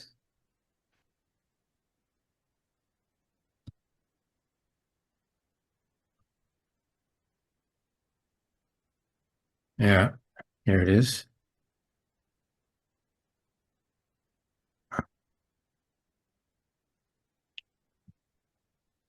Earlier today, U.S. Border Patrol agents conducted an immigration raid in Little Tokyo near an event held by Governor Gavin Newsom. Dozens of agents showed up, many of them wearing masks, in front of the Japanese American National Museum. JANM is a historic museum in Los Angeles known for highlighting and preserving the history of the abduction and forced incarceration of more than 120,000 Japanese Americans during World War II. Many Angelenos, including representatives of the museum and local officials, have drawn parallels between Japanese incarceration camps and the current administration's detainment of immigrants. The Little Tokyo raid was led by Chief Border Patrol Agent Gregory Bovino from the El Centro sector, who also led the recent raids in MacArthur Park and Sacramento. Bovino did not answer LA Taco's question when we requested comment, but he told other members of the press that they detained one individual. Our reporter Lexus Olivier Ray captured video of an agent putting his hands on and threatening to arrest a member of J-Town Action and Solidarity who was there documenting the raid. The identity of the individual who was detained is unknown, but Mayor Karen Bass appeared at the scene to denounce Border Patrol's publicity stunt. According to Mayor Bass, Border Patrol's presence in Little Tokyo was in direct response to Governor Newsom's widely publicized press conference. They're talking about disorder in Los Angeles, and they are the source of the disorder in Los Angeles right now. At the press event, Newsom announced redistricting plans to combat President Donald Trump's attempts at gerrymandering in Texas. Do this right outside one of the press conferences is an intentional, right? It's a political stunt. That's it. Well, yeah, I was talking to an activist yesterday about this stunt, and let's break it down a little bit, though. There is no coincidence that the Border Patrol was sent to Little Tokyo, to the Japanese Historical Museum, when the governor of California was present at a press conference. They did not come there to adapt to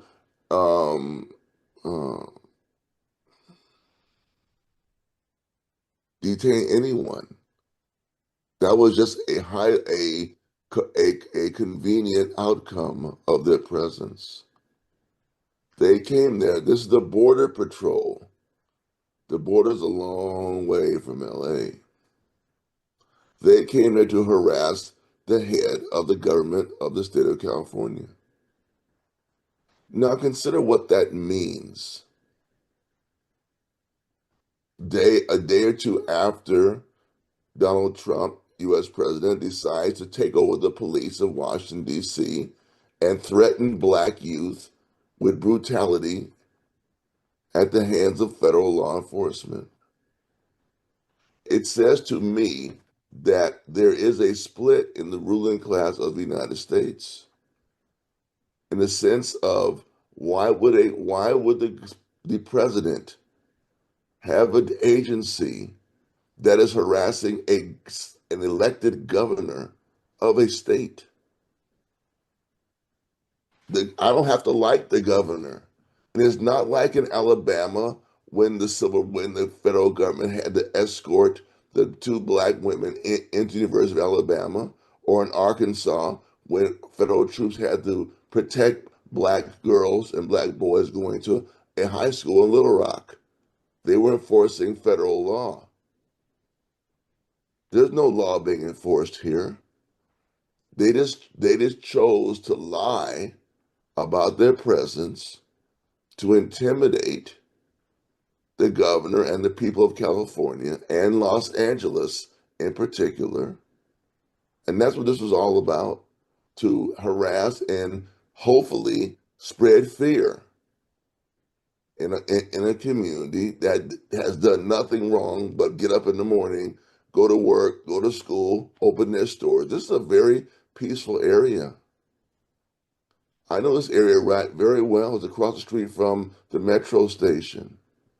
And in general, I can say undocumented people do not go there to find work. They don't. So this was just something they did. And the lack of, what's concerning us is, one, the lack of criticism by the elected officials, and also the minimal public outcry. There has been some outcry, but it has not been what it needs to be, because not that people are necessarily getting used to it, even though I do think some people are getting used to it. It's, oh, well, nothing I can do about it. But at a certain point, there is some confusion as to why this is happening. This was done, and when we see the president overruling a mayor in Washington, D.C., a city with no real power. Washington, D.C. is the same as Puerto Rico in many respects, except Puerto Rico is a bigger area, but Washington, D.C. does not have a federal, they have no voting rights in the Congress. The person in Congress is non-voting. Why don't they have voting rights? Because they're a black area. Why don't they, tell me. There's no rational reason why Washington, D.C. doesn't have voting rights in Congress. Why? Okay, so why is the Border Patrol? Were they planning to go into the press conference? Were they told to not go in there? Why didn't they go in? That's what I want to know. Why did they stop outside? Since it was their task to harass the governor, go inside and harass the governor. I guess they didn't want that seen in the media. The man who was leading the charge has publicly said, I don't have to listen to the mayor of LA. Now think about that. You are a head of a federal agency telling the public, I don't listen to your mayor. Your mayor means nothing to me. That's really a step beyond what's normal. So what you're seeing now in the United States, and everybody across the world needs to pay attention and stop kissing Trump's behind. So many world leaders want to be Putin shaking his bastard's hand. Why are you shaking this asshole's hand? People in Azerbaijan, people in Armenia, sitting down with him in the White House. Do you know who you're dealing with? man has verbally threatened Americans with brutality. Beat them up. I don't care. Do what you want with them. Those are not words of a president who has respect for his people. All the people, regardless of whether you like them or not.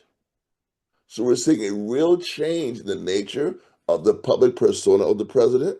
The man is a rapist. He has raped women, and some people put him back in power. He is a rapist. He's a racist. He's a rapist. He's an authoritarian. And this is how he does it. So that's what happened, man. I'm sorry, but that's really what happened here. And it's so beyond, it's so over the top that it may take a while for people to realize what's going on here. They've threatened to create an Amy Goodman 2 days ago.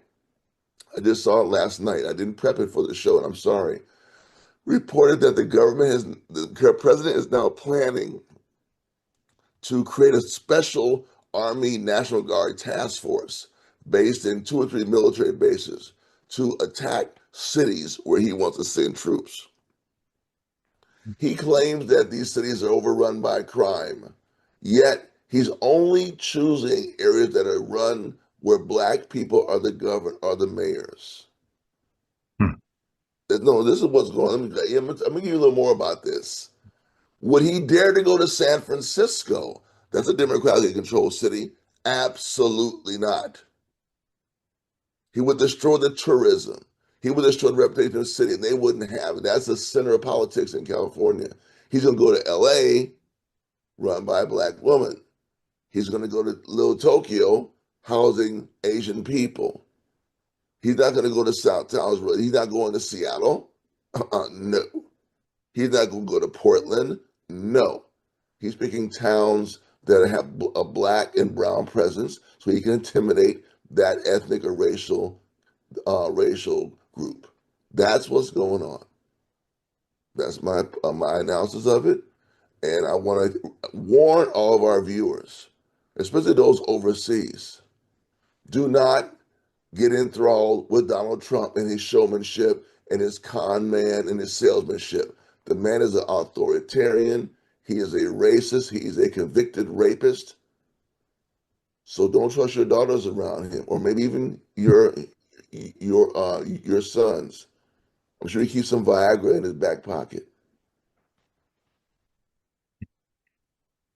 I'm sorry, but that's just what's going on here. And the people of America, it seems like we're heading to some kind of decisive moment. I think the decisive moment actually was the raid in MacArthur Park. When they came out with the horses and came out with the squads to show we have force. I think a decisive moment has arrived in the United States, where this stunt in D.C. Let me tell you how that happens. The president he has the legal authority by law to declare an emergency. So what Trump does for everything is declare an emergency. Then somebody has to go to court to say there is no emergency. And while he has declared an emergency, he does what he wants. Good case is the sanctions acts.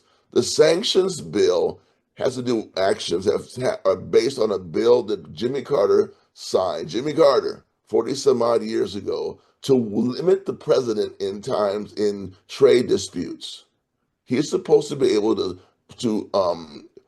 put sanctions temporarily on imports from other countries to negotiate trade deals. But what has Trump done? He's taken this bill based on his emergency power, and he has now weaponized it against the political decisions of other countries. Case in point, Brazil. Case in point, India. There's nothing to do with trade or India or Brazil. That's strictly political because they're part of BRICS and they do business with Russia. So how could Putin stand there shaking this man's hand? I don't get it, but I'm not a politician. I'm not at war with the United States. So now we have the situation here with this DC maneuver. So Trump has 30 days. He can only have the troops there for 30 days. That's what the law says. So right now, he's trying to get some congressmen from the Senate and the House of Representatives to create a bill so he can extend the presence of the National Guard and the federal police in there. So this is only temporary, but he has to then make adjustments so he can get what he wants. So we're seeing a president who will declare an emergency to get what he wants politically. He's done this a number of times. And that's one of the major changes in the administration. Nobody's saying this but us. And that's where we're having the problem because the American system is so strict. The founding fathers were such demagogues and such power hungry bastards that they create a system where the people cannot even unseat their government. The people can't. The governing bodies have to, and they don't do that too often. So that's why you have the problem. There's no parliament here. There's no way of even a constituent assembly. They wouldn't care about a constituent assembly unless that body takes action on its own. It would have to declare itself independent or call for strikes, boycotts, or something else to put pressure on the government. Last week, Abraham, you made some very astute analysis of the political situation here. And a story came out this week that the UAW was supporting some Republicans somewhere. Exactly what you were talking about. Exactly what you were talking about. Here they are simply supporting the raids. They're supporting the Border Patrol, the trade union. By not opposing it, they are supporting it. Now we did get a resolution out of the very militant International Longshoremen Warehouseman Union in Oakland. A resolution supporting a conference on Gaza, labor is supporting Gaza. The LA branch of that union is supporting Trump. So exactly what you were saying. The working class organizations are split.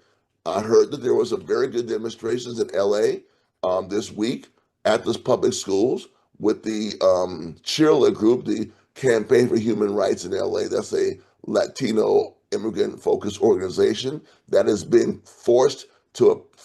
demanded to appear in Congress in a few months to discuss how they were behind the demonstrations in California.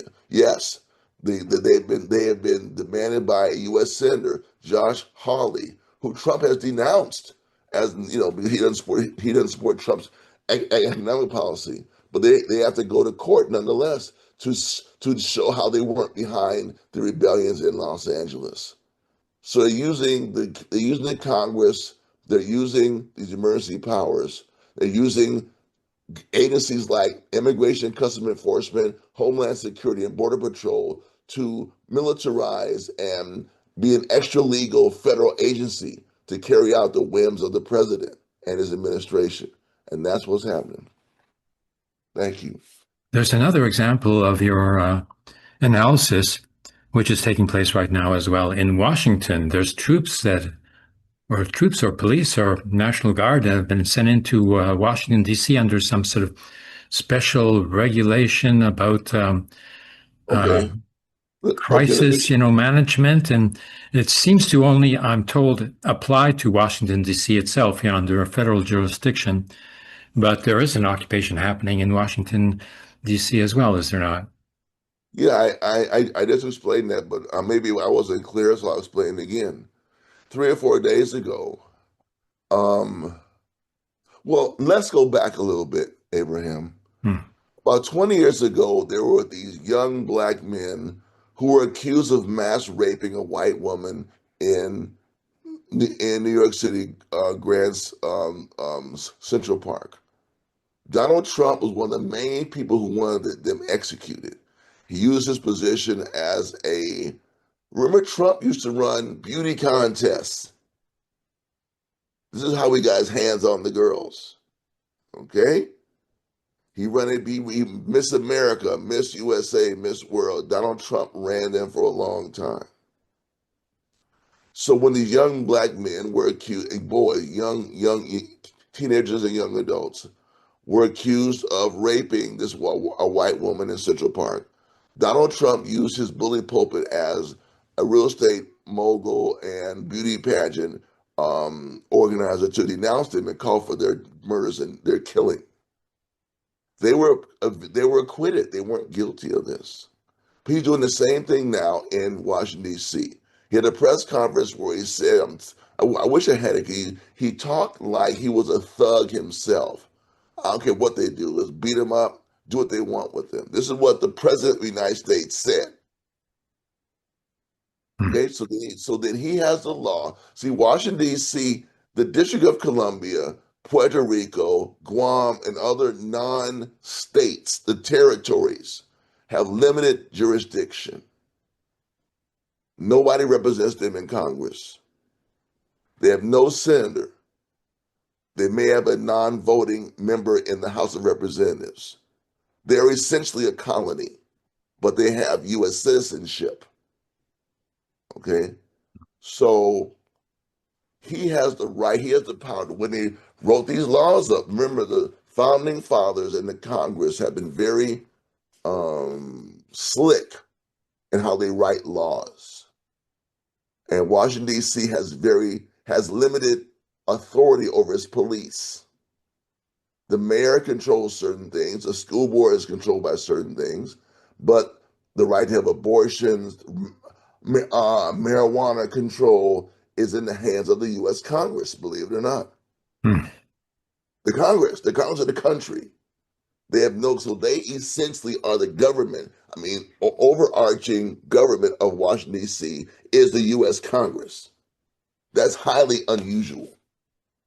So what Trump did, he took a law that is already on the books again, and he created an emergency situation. He can call an emergency. He gets with a stomach ache, I have an emergency. Okay. And he declared he took over the policing of Washington, D.C. So that's how the FBI, the Alcohol, Tobacco, and Firearms, federal police agents, I guess Homeland Security and ICE, if they want to put them out there, are now the police for 30 days. This only lasts for 30 days. He's already in the news trying to have somebody in the Congress, Senate, and House write a bill to extend this as long as he wants, but it has to end in 30 days. National Guard has to be withdrawn, and the federal agencies have to be withdrawn, and policing has to go back to the District of Columbia Police. Well, we'll see if that happens. Yeah, that'll be an interesting test case to see if he can get away with, extending this indefinitely. Well, he has to pass, unless he just does it and says, I'm president, I'm doing what I want to do. He might do that way. Then somebody has to go to court to stop him. But he has to pass a bill to extend the presence. And the bill, at least as of now, there are no senators or congressmen that are publicly saying that they will help him create a bill. He has to pass both houses and then he'll sign it. But we'll see. But that's what's happening in D.C. And I've said earlier, what Trump has done differently than former U.S. presidents, he has used emergency powers and executive orders to make his changes come about. He has not gone through the legislature and I want to pass a law, work with me, House and Senate, to pass some law. He has gone around that. And that's what made the American political system so difficult, because there's no way the citizens can overturn it. The citizen, no, there's no option. It's only in the House, the hands of the legislature. There can be recalls. There's no recall of the president. There's no recall of a congressman. As I know of, you can't recall a congressman or a senator. You cannot recall them. You can only recall local people, governors, state house, maybe state house, state senate. So this is an outcome of how the American system has been set up to make sure those who are in power politically stay in power. And the citizens have to wait to vote for you every 2 or 4 years. That's it. So that's what's happening in D.C. And there has been opposition to this. I don't know the level of opposition. I don't know the level of support, but there has to be some opposition because this is a black town. Some whites are moving back in to gentrify. Most of them, but I'm just saying that's what's happening. People, I think, need to be clear on why it's happening in DC. And he has threatened Amy Goodman of Democracy Now! Exposed 2 days ago that Trump is now planning to create a special detachment of National Guard and a few military bases around the country to be a roving intervention force to go to San Francisco, to go to LA again, Chicago, Detroit, where there are large black populations. So remember, Trump's first act was to deny civil rights to black and minority people and women and gay people in the U.S. in the Federal Work Agency. First thing he did, and there was very little outcry, very little, almost none. Here he goes again. Now he's threatening to beat up people, to kill people, to lock them up, probably with no due process. So there's definitely a change. At the same time, the Border Patrol, which has always been the anti-Mexican police, we've always called them, they're the anti-Mexican police. Now they're the anti-immigrant police, show up in LA to harass the governor. This is definitely a change in the rule of the president. It's unprecedented. When have governors been harassed by, again, not enforcing federal law like they did in the South for integration? No, that is different. They were there to harass the governor under the guise of, we're looking for undocumented immigrants. I've listened to Karen Bass. Come on, man. It's not cool. Wow. Yeah, I found it very disturbing to see in the video that we just played before that when the military, surrounded and put under siege the governor of California there in the Japanese American Museum of the illegal detention of Japanese Americans during the Second World War. There was one reporter that shows up, who was sort of, treated like a feather, just brushed aside. How come there was no mobilization? There was nothing. There was no demonstration. There was no sort of, mobilization of the civil society, activists. Like they're not organized or what? Or they were afraid, or like it's. No, that's not what happened.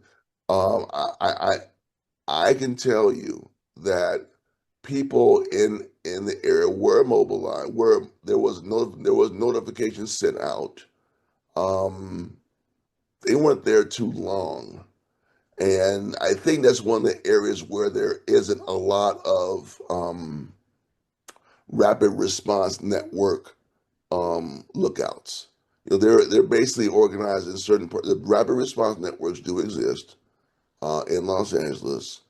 Some are above ground, some are below ground. And I think what happened here, this was something that no one knew was going to happen. I don't think people came out to see it. The governor's visit was about his attempt. See, Trump has threatened to rig the elections by changing the boundaries of the Senate, of the congressional areas, so that he can get more seats in certain states. And so that's why Gavin Newsom was even at the museum. He had come there to make a statement about how Democrats need to be organized to fight that.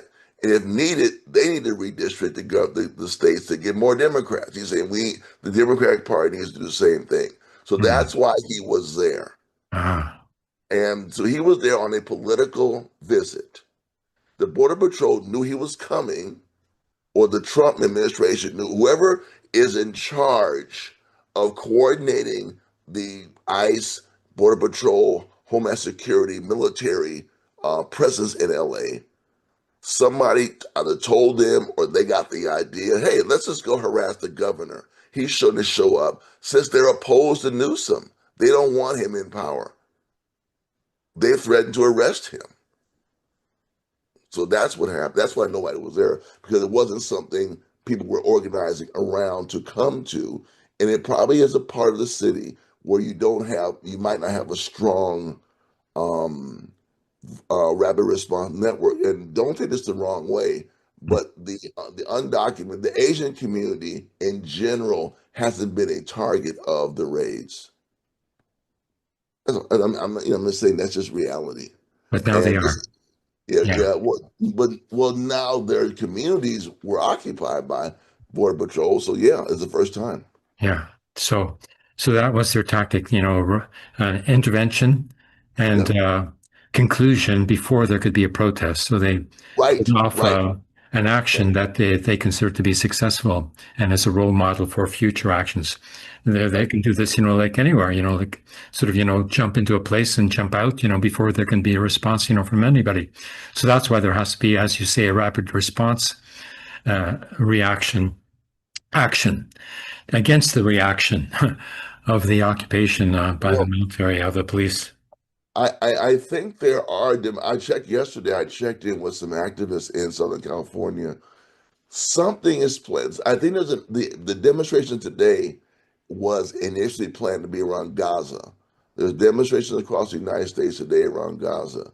I'm assuming if there was one plan for LA, that they will have to extend the protest rationale to include what happened on Thursday. You just have to, Yeah. because this is a brazen use of presidential authority to carry out intimidation, harassment, and racial profiling against Latinos. Remember, Abraham, a judge a few weeks ago allegedly banned these type of raids by ICE, because ICE is raiding based on color of skin.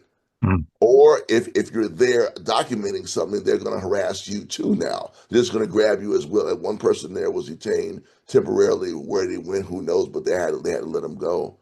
So I think that the demonstrations today, if there are in LA, should hopefully the purpose be extended to demand to end these ICE raids and to protest what happened.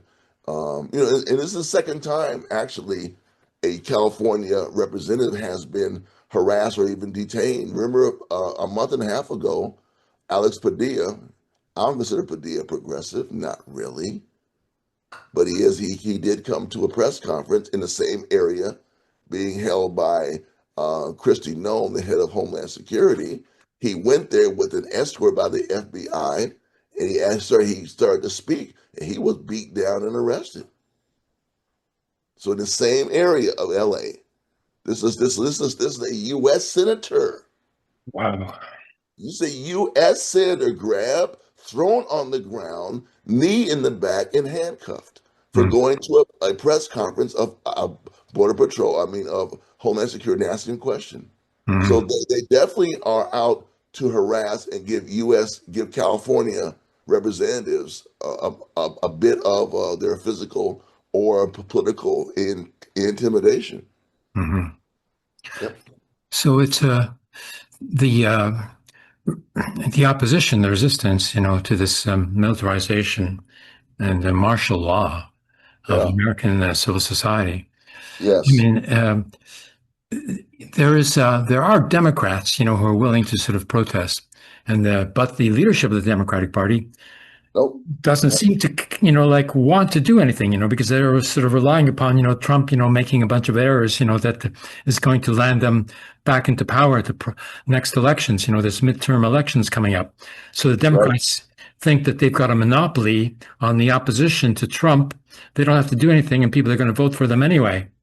That's Well, exactly what if what's people that's don't vote exactly for them anyway, because they do the same thing anyway? this is what I've been saying. They're being elected in the midterms is not assured. First of all, the laws that were passed in some ways for this big beautiful bill, some of the policies of the big beautiful bill could be said to actually improve some financial situations as far as taxes, etc. So some people might not vote against it, might not vote against Republicans. Secondly, people have to vote. Remember, Mm. voting is not required in the United States. It's optional. That's Mm. interesting. So people might not even vote. Yeah. And thirdly, those who do vote, I mean, there's many people, and then you have to register. You can't just walk up and vote. You have to register. So you can't, like, somebody who's upset with Trump has to now register to vote and get ready for the election next year. Mm. I see no one doing that. Who's the voter registration? I see nobody doing it. Yeah. Nobody. So if you claim you're gonna if you claim you're going to win politically next year, what are you doing this year to prepare for that? Nothing that I can see, but I don't see everything. Yeah. And Yeah. don't think that they won't send Border Patrol to the election looking for undocumented people voting. Don't think they won't do it. Don't Yeah. think they won't send Border Patrol and ICE and Homeland Security to election booths. If they'll harass the governor who's speaking about taking back, defending Democratic rights, the Democratic Party power in California, that was an act against the Democratic Party in Yeah. many respects. And in the upcoming election, what happened? So Yeah. why wouldn't they send troops to the polls? Why wouldn't they do it? Yeah. Well, I'm just saying. And what I find pathetic about the American opposition is that they think that not voting and boycotting elections is somehow, being, radical, as if they're sort of, against the system. But, what they're doing is nothing. It's a big zero, this refusing, to get involved in elections as if it is a reactionary sort of, procedure. Well, it happens to be the only thing available, for them to do, and if they Yeah, refuse to do that, then what are they doing? Nothing. yeah, They yeah. don't even That have a is, rapid response, a force, to get out there and oppose, the yeah. occupation. It's, It, it, pathetic, I would say, it, at the level well, of resistance, right now. well, this president is really forcing people to call into, if not calling the question, to call into analysis what should be a proper response. Because not voting has been seen, well, I'm not going to vote 'cause I'm not going. Someone told me this recently. I was kind of like blown away because I was telling, and this is unfortunately this is how I feel about it. In New York City, there's a guy running for mayor from Democratic Social of America. Zohar Mamdani. Mm. Yes, and I was saying I'd vote for the guy. Mm. Why? Trump wants to jail him or kill him or defame him with a sex scandal. Mm. His reforms, okay, he might not get anything, but I don't care. I don't want the Republicans to win, so I'm gonna vote for him. Mm. Now, that's in some stance, in some political circles, that is not a progressive position. You're supposed to say, I don't vote for him because I'm not gonna vote for him because he's the capitalist politician. I don't know if that's gonna work right now. Mm. I think that at this point we may have to adjust that view because Republicans are for the program of Trump. Period. The program of Trump is against everything good and progressive. Period. Mm. So why would I not vote against Trump? Right now, voting is against Trump. That's when it's unfortunate because Mm. third parties are going to have to negotiate with Democrats who are running to demand that they incorporate third party programs or platforms. Mm. And the third parties don't have a lot of support, not because they're not progressive, but the American system is made on two parties. So Mm. it's a challenging time right now for politics. It really is. Yeah. Some people want to denounce when Alex Padilla was beat up. Oh, that's a media stunt. Shut up, fool. The FBI grabbed the man, threw him on the ground, arrested him. He's a U.S. senator. He's Mexican. Denounce that. Stop talking about it was a media stunt. It wasn't a media stunt. Yeah. They came to California. They surrounded the building where the governor was speaking. Yeah. That was a political act against the governor of California, Yeah. who has been hostile to Trump. So we got to rethink, how do we negotiate politics in the United States right now based on the realities of the U.S. political system? There is no third party. Mm. I hate to say it, there may never be a third party. Not because people don't want it, but it's the way it is set up. They set it up so you couldn't do it. Mm. Just like Let's say you want to be, if you're a middle school student in the United States, there's no student government. You're ruled by the principal. High school, there's student government. Really? No, Wow. there's no middle school students have no student government. Only high school students have student government. So middle school students have no, I'm just giving an example how something is set up so there's no power for the population. So middle school students have to have their parents, and their parents may not want to do nothing. So they pretty much have no rights at all in the sense of, unless the rights, but with student government, they could have a meeting with the principal, they could go to school board, they could do more things. And as far as even within a bourgeois context, and demand changes or demand their rights, or at least be heard, they have a concern or complaint. I'm just giving an example of how things are set up. So there is no power. So the American system is not set up for it. That's why it needs to be overturned. That's why, because the people don't have any say in anything. It seems like everything has to be transformed by, Right. and the only agency that can actually do that is a constituent assembly, in which American civil society, gets self-organized and delegated, so that such representatives can come together, independently of any political party, and remake the country into civilian controlled and not into a. Yes, it has to change. It has. We're seeing now something has to change because the way it's set up now, you can't win using the system. Yeah. You can't. I mean, you might get a reform here or there. I'm not saying we did have laws passed, but those civil rights laws came because people organized to fight back and they forced the government to change. But right now, it's a period where the government, Trump backs off. Trump backs off when China says, "Okay, you want to sanction me? Fine, I'll just hold my raw materials and not sell to you." Oh, hey, Trump had to change, right? Mm. They had something, but see, right now the American population has nothing like that. Uh-huh.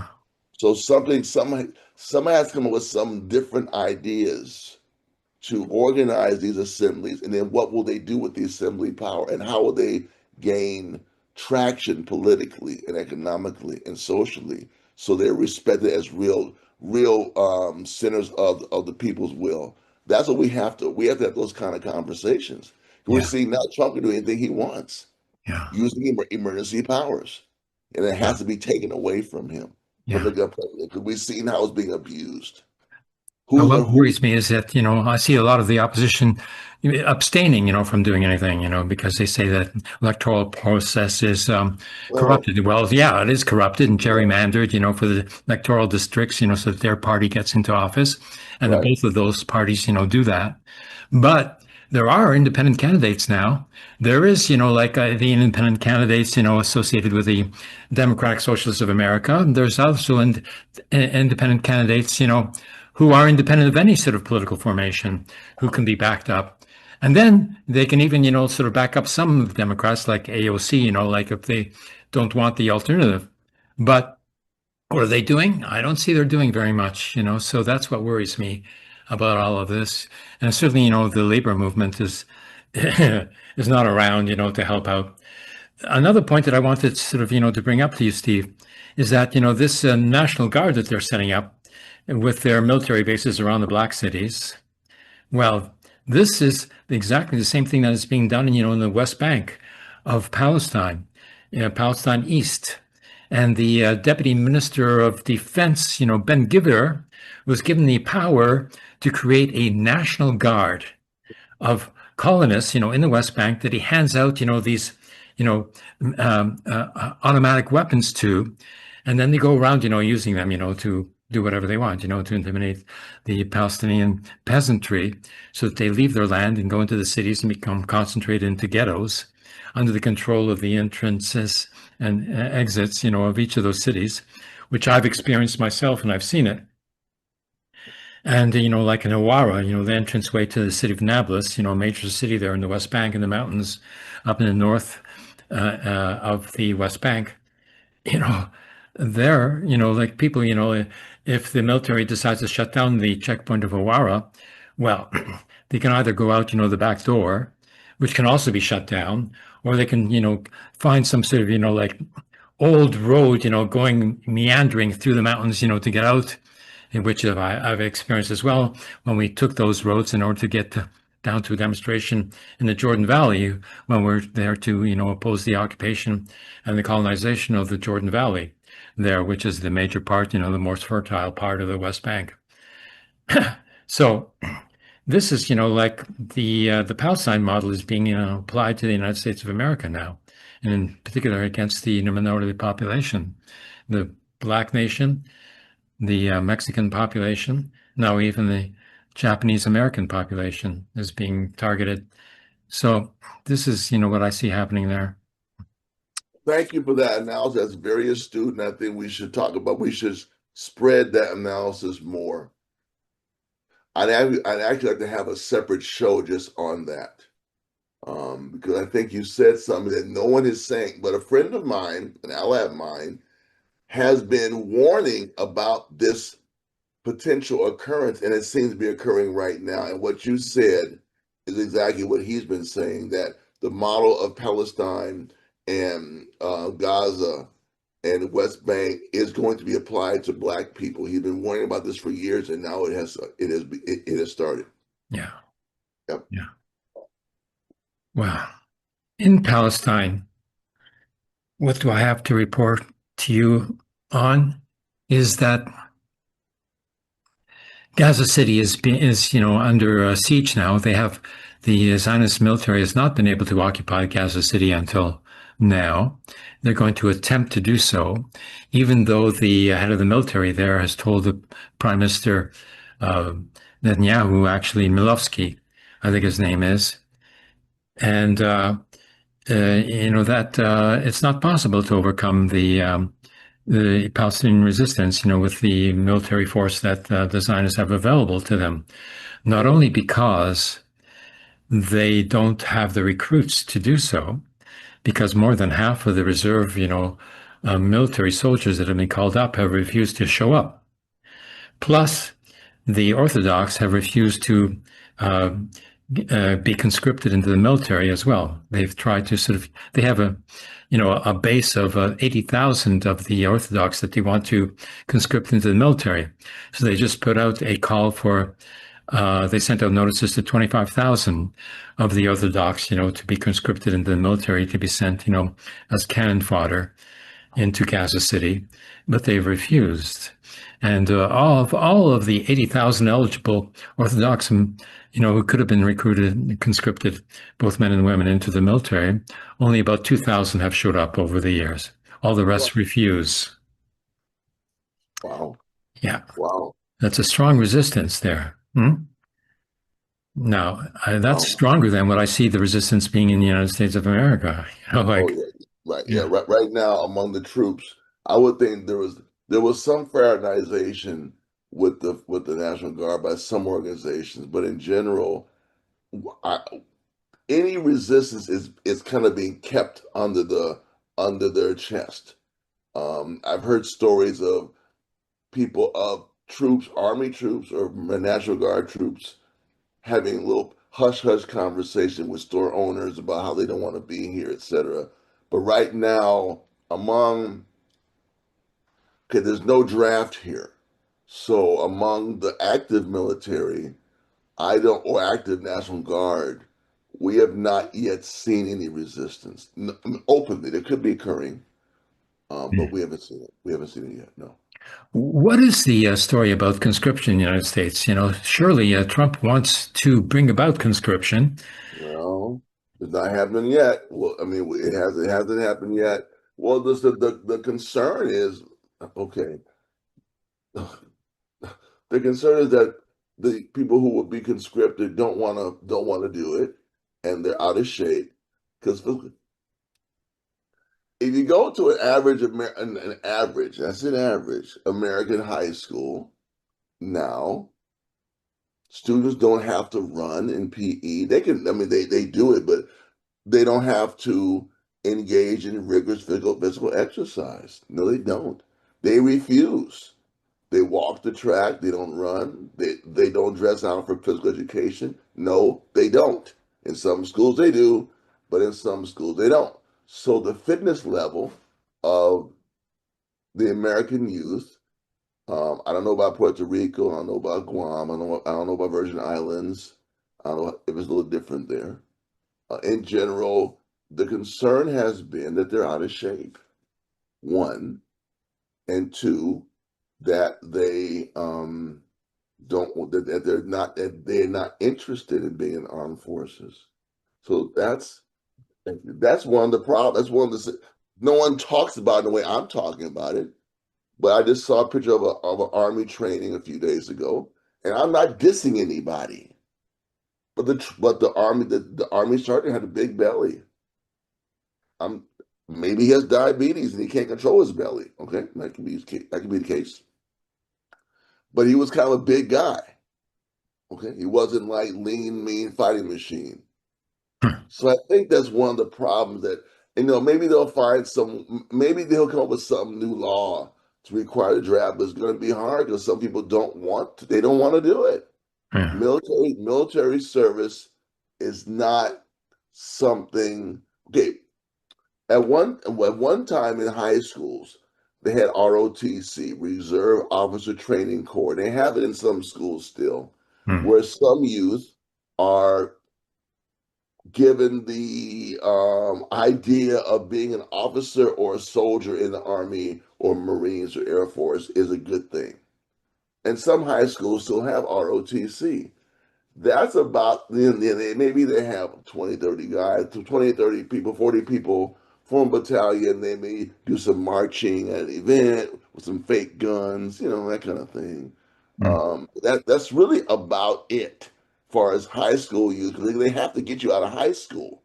And once you're in college, it's a whole different thing. So they have to recruit out of high school. That's what they have to do. Or young people who are within the recruiting age, who are working or maybe are unemployed. And recruiting, I don't know they can't meet their recruiting card. They can't meet their recruiting quotas. They can't meet it. This has been going on in the United States for decades, dude. They cannot meet the recruiting quotas. So there's not enough soldiers, which is why the U.S. farms out the fighting to proxies or use the Air Force and its bombing or economic war to get its way. There's not enough soldiers. What happened, even with Ukraine and Russia, the recruiting efforts there are from the population. United States, they just would. I'm not saying people wouldn't go fight. I'm not saying there would be mass resistance, but far as a people wantingly, knowingly being encouraged to be a soldier. There's no advertisements. It's just nothing. So I don't know how they do it myself. Yeah, that was the big issue, conscription, for the Vietnam anti-war movement. That was the principal reason why there was a Vietnam anti-war movement, because of conscription. Okay, right. Well, Nixon, he tried to preserve himself and his administration by canceling conscription, right. And then the anti-war movement went into decline. And then it was, up to the Vietnamese, military resistance that actually took care of the rest of the war there, and forced the withdrawal of the American military forces under humiliating conditions, running away and leaving behind, all of their collaborators and translators, et cetera, et cetera. And then those forces, becoming refugees and boat people who sort of escaped, from the revolution and came to the United States as refugees, and they were allowed in, of course, like these are good refugees, not like the Mexicans type thing. Very, very astute observation, Abraham. Very astute indeed.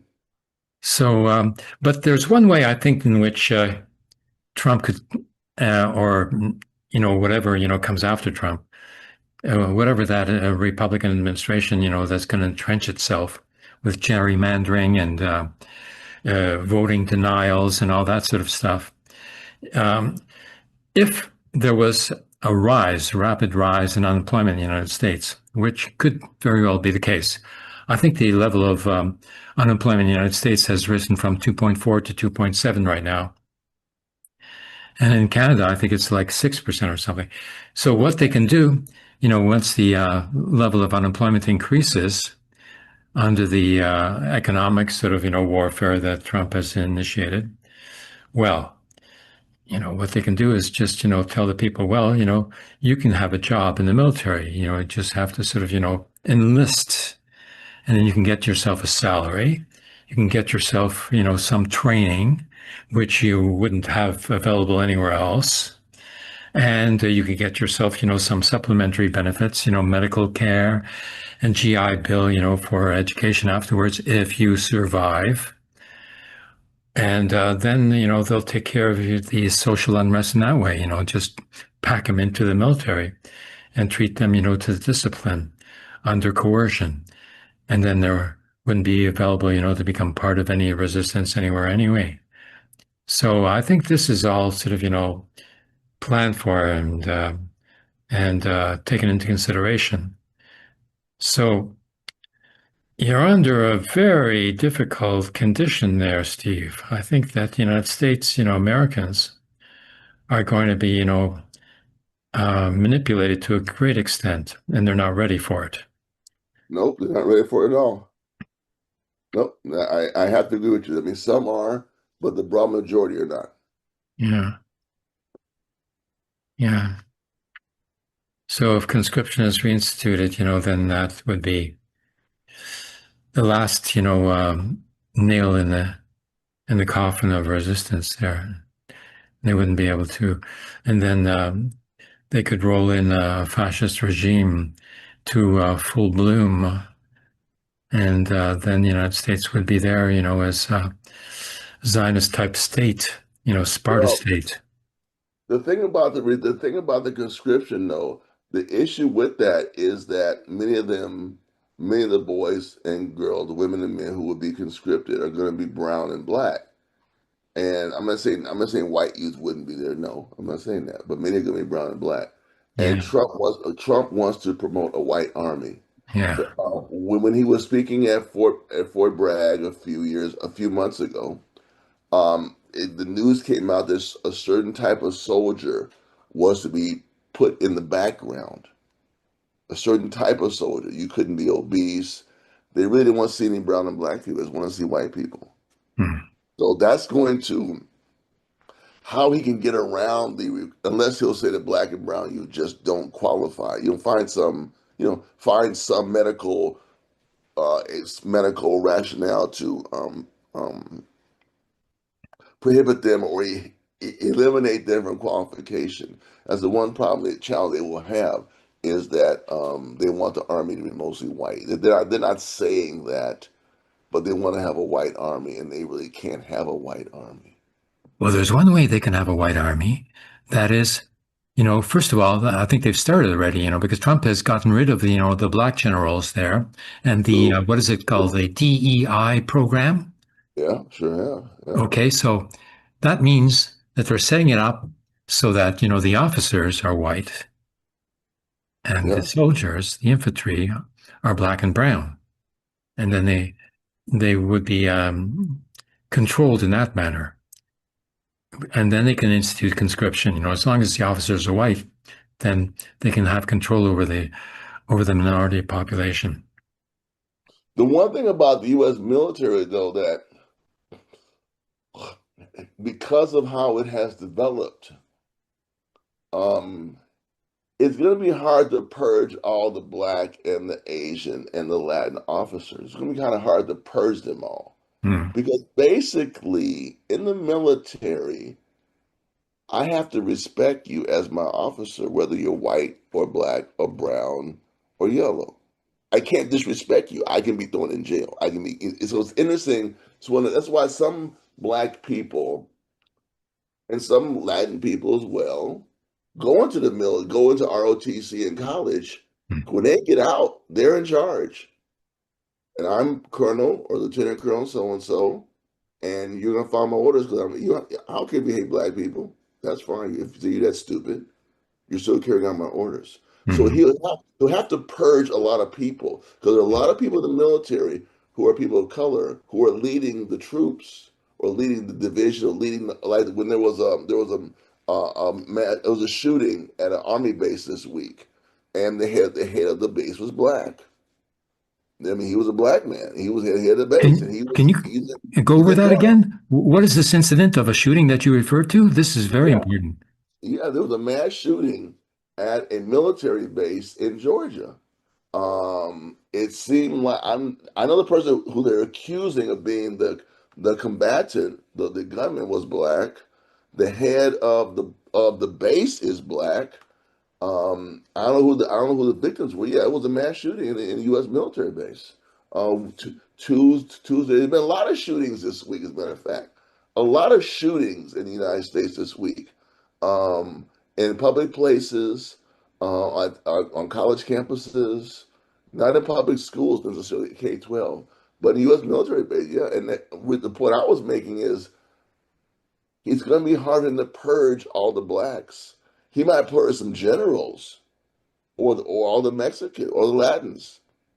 But there are a lot who are officers who came to ROTC, U.S. military schools, Mm, and he can't just get rid of them. He mm, can't. He just can't get rid of them. And they're one of the few. Unfortunately, they're one of the few places where disrespect based on race just isn't allowed. mm, I'm the officer. You're the soldier. You'll do mm, what I say to do. mm, That's it. If you disobey, you're gonna go to the brig and be kicked out. mm, I mean, it's just it's interesting. That's why some people go into the military. They know how the society is so racist, and you have an employee who's white or doesn't like black people, or a Mexican doesn't like brown, whatever, mm, racial feelings. And it's one of the places where people have promoted the American equality because the officers are multiracial mm, and the orders are carried out. Now there are white supremacists in the military, definitely are. But it's going to be hard for Trump to get rid of that because mm. he's going in 3 years. He's gone. Yeah, Either whoever he can't be reelected. Okay, the law does not allow him to be reelected, so some of his program won't be enacted, and unless Vance or somebody else becomes president, he may not want to do that. He may want to say surely. Yeah. he might just leave that alone. That was too much. I had to sit and kiss your ass because you're president, but now I'm president. Fuck you. Because if he keeps this up, he's gonna have a lot of problems. But that's what I'm saying about your comment about the officers. So It's that would one of the explain why places. they're developing this new military force. In that video that we saw, those soldiers who went there, to the Japanese museum, I didn't see any black eye there. No, that's the border patrol. That's Homeland Security. That's not U.S. military. That's why That's they're developing that right, force. right. They That would really are. be a They really white are. strike force, It is mostly white. even It is against the mostly white. military, like it could be like Civil War, even. Yeah, it is. They are mostly white. Border Patrol has always been mostly white and Mexican, unfortunately, and Latin, unfortunately. Yeah. Is it mostly black, mostly white, and Latin? Unfortunately, Latins. But they recruit them for language and cultural reasons. But yeah, Border Patrol has always been a kind of a white organization. It has been. Yeah, it's been called the anti-Mexican police for decades. Hmm. Yeah, you're very true. Very, very good observation, Abraham. Excellent observation. True. Yeah, I mean, Americans are used to this, but when I look at it, I see, wow, this is, just like in Palestine, this is a fascist strike force. Yeah. Well, yeah, this is the concern that people aren't seeing. I mean, because it's something told, I wouldn't say totally different, but something that's been kept in the dark for a long time and only been used against Mexicans or people who are crossing the border. Now they bring them into the cities and you see them. You didn't see them before. Yeah. They were they were only in the desert areas, the dry areas near the borders, carrying out whatever they carry out, shooting, and they've even shot across the border into Mexico a few times. Wow. Yes, yes, someone threw a rock at me, so I'm gonna shoot him across the border. Right? Okay. Yeah, Mexico, with the President Scheinman, a Jewish woman, the president of Mexico, she put 80,000 Mexican soldiers on the border there to stop, any incursions from the U.S. military. Well, and then supposedly Trump or somebody in the U.S. asked them for permission to raid some cartel headquarters, and they said Oh no. yeah. They declared all these cartels, to be terrorist organizations, Well, and now they again, passed another law in which they have the right to bomb them, because of well, what they're designated as. well, the thing here, but you mentioned something again, Abraham. Declarations. I'm just going to declare you. You have no way of refuting my declaration. There's no court you can go to and say, I'm not a terrorist organization. I just sell drugs. I sell drugs, I'm not a terrorist. There's no place you can go. Just like these executive orders and emergency orders, the same kind of thing. The Hmm. rule by decree. Now, I'm not saying Congress wouldn't back them up. They probably would. Yeah. But I do think that U.S. troops might already be in Mexico. It'd be hard to beat this. The problem with U.S. troops being in Mexico is unless they send Latin troops and put on Mexican uniforms and do a recon behind enemy lines, they're going to stand out like a sore thumb. I mean, or somebody in the Mexican military has to turn their head when the U.S. helicopters come in. Hmm. So the issue is when they raid, will they shoot them down? Hmm. That's what that in Mexico has to shoot them down. Yeah. If they don't shoot them down, if you let them come in and raid and leave, it's just going to destroy any sense of, because one of the lines in the Mexican national anthem, every son is a soldier. Is one of the lines. Every boy is a soldier, first of all. Hmm. And if say you were to invade our land, we have to do something to you, kind of like the French national anthem. So the whole patriotism of Mexico is based on sovereignty of the country. It's in the national anthem. Hmm. So that doesn't mean anything per se, but it does mean something per se, and as far as the country's ethos and how they do stuff. So they have to shoot. They'd have to shoot them unless Shyama says don't shoot them, let them raid, and we'll go to the UN or something. She might say that. UN. Yeah, really. Yeah, I mean, something. Go to some Yeah. agency to protest it. They have to shoot down. They have to shoot down the U.S. They have to kill the U.S. troops. Yeah. And will they do that? We'll see Yeah. when it happens. We'll see. Yeah. I do think it will happen. We'll see what Mexico will do. Yeah. Hopefully they'll take the position of self-defense. That reminds me of the Irish Prime Minister who has called for a military intervention into Gaza to save the Palestinians from the occupation. Yep. Yep. Well, I mean, at a certain point, you wonder. Well, I'm gonna say you wonder. At a certain point, without some agreement, quote unquote, with the Israeli United States, what other viable option is that a viable option? First of all, is it viable? I mean, is it viable? Who would carry it out? Where would they carry out their strikes from? What would they do? Under what authority would they do besides humanitarian authority? Hmm. And what will be the political outcome for the government that does that? Because there would be some political fallout for them, economic fallout. Yeah. And I don't see right now the regional government, quote unquote, should be doing it because it's in their region, but they're not. Hmm. I mean, they should be because that's where you live. So you would think, well, what's Jordan? What Jordan's bought off Lebanon? Oh, Lebanon. Oh, anyway, Lebanon is looking pretty bad. Lebanon's not going to do it. Jordan's not going to do it. Syria has asked Russia to step in. Interesting. They've asked them to re-establish military patrols in some part of the country. Yeah. And we'll see what happens there. Yeah. But I'm gonna say who exactly regionally would do it? No one, I think. I mean, looking at it, let's say they're all were bourgeois governments without U.S. intervention. They were sovereign. Who would do it? Nobody I know of would even dare. Yeah. They'd be scared what Israel would do to them militarily. Yeah. And also economically. So it's I think it would have to come from Europe, or Russia could do it because they have a base in Syria. They can launch the strikes right there. They have bases in Libya. They could launch it from Libya and from Syria and from the Gulf. Russia or whoever wants to do it can use those facilities. I said this before. They can use those facilities as a staging ground. Yeah. Poor Libya. Really. Libya. Yeah, I was very Libya. involved with the Jamaria there, Yeah.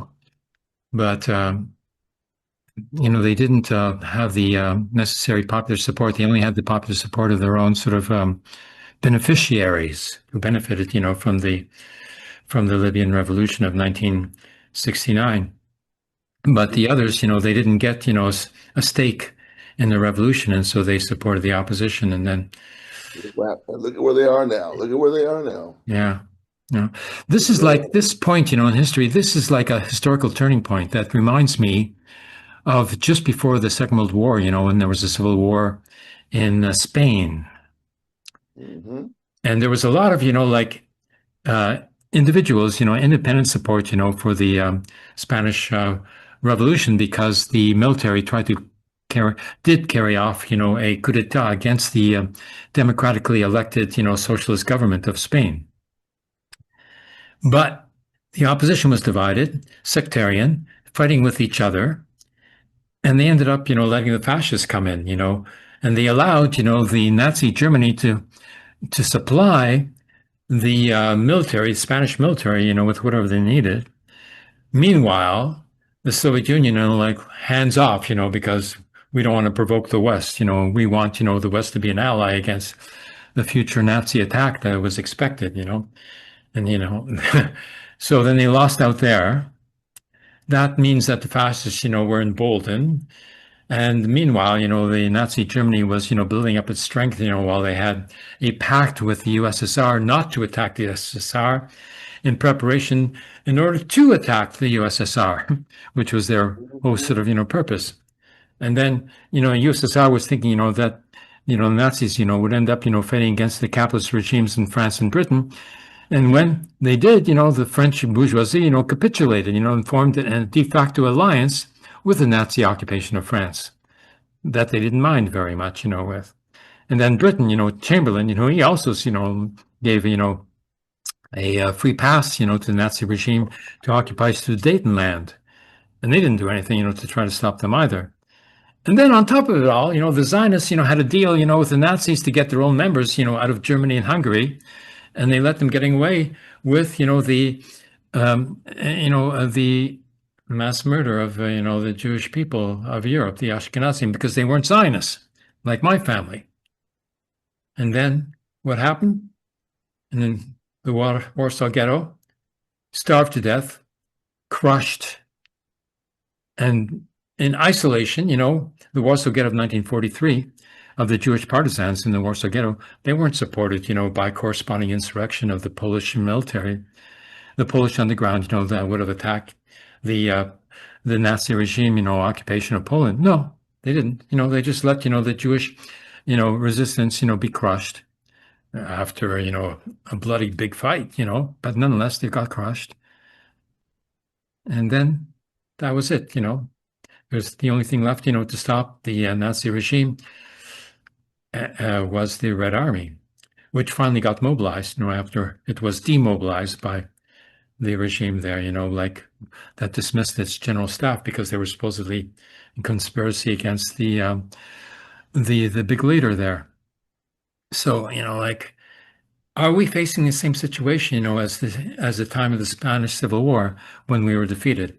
If we get defeated, in a similar sort of, condition, then there's nothing to stop, the fascist regime, from advancing everywhere. However, we have two test cases here, like the Spanish Civil War. One, Palestine, resistance is enduring. And two, in Ukraine, where the advance of the Nazi-led, Ukrainian army into the Russian-speaking, provinces of Eastern Ukraine has been repulsed since 1924, when the militia was fighting there all alone at first against the occupation of their territories by the nation state, that was established, in Kiev. Well, they got the support, from what used to be the Red Army, and what still is the Red Army. They still use the same logo, the same star. And I even saw some tanks carrying, the USSR flag on it, when they were moving in there, to push back the occupation of the Russian provinces of Donetsk, Lugansk, and the other one, I forget the name of it. Starts with a K.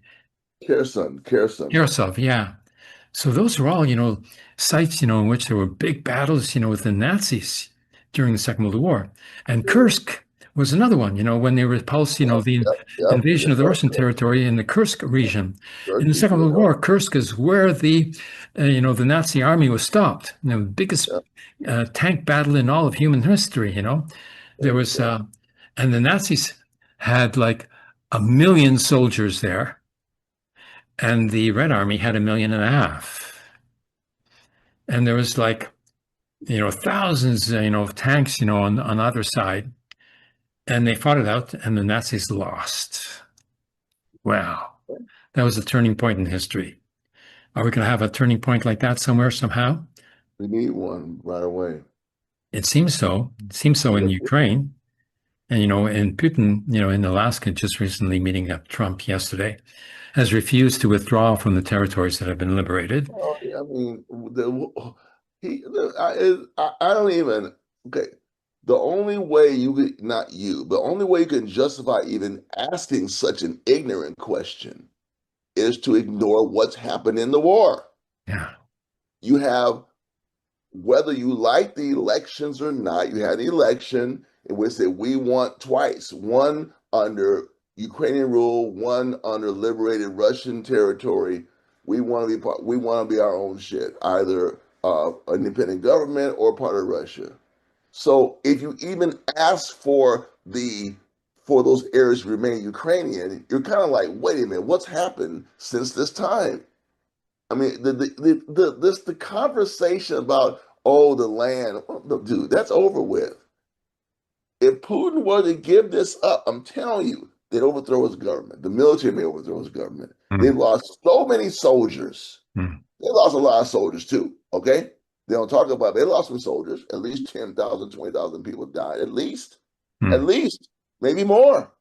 He can't, if he wants his government to survive, if they were to give up that land, I'm telling you, the people in those areas will revolt against Putin. Yes, they would.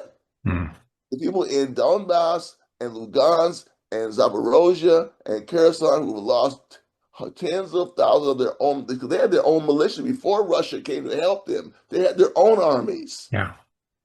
They had their own armies fighting Ukraine. They weren't waiting for Russia to fight. So if he were to give them up, it's over. At least they would probably be justified to declare independence. Yes, they would.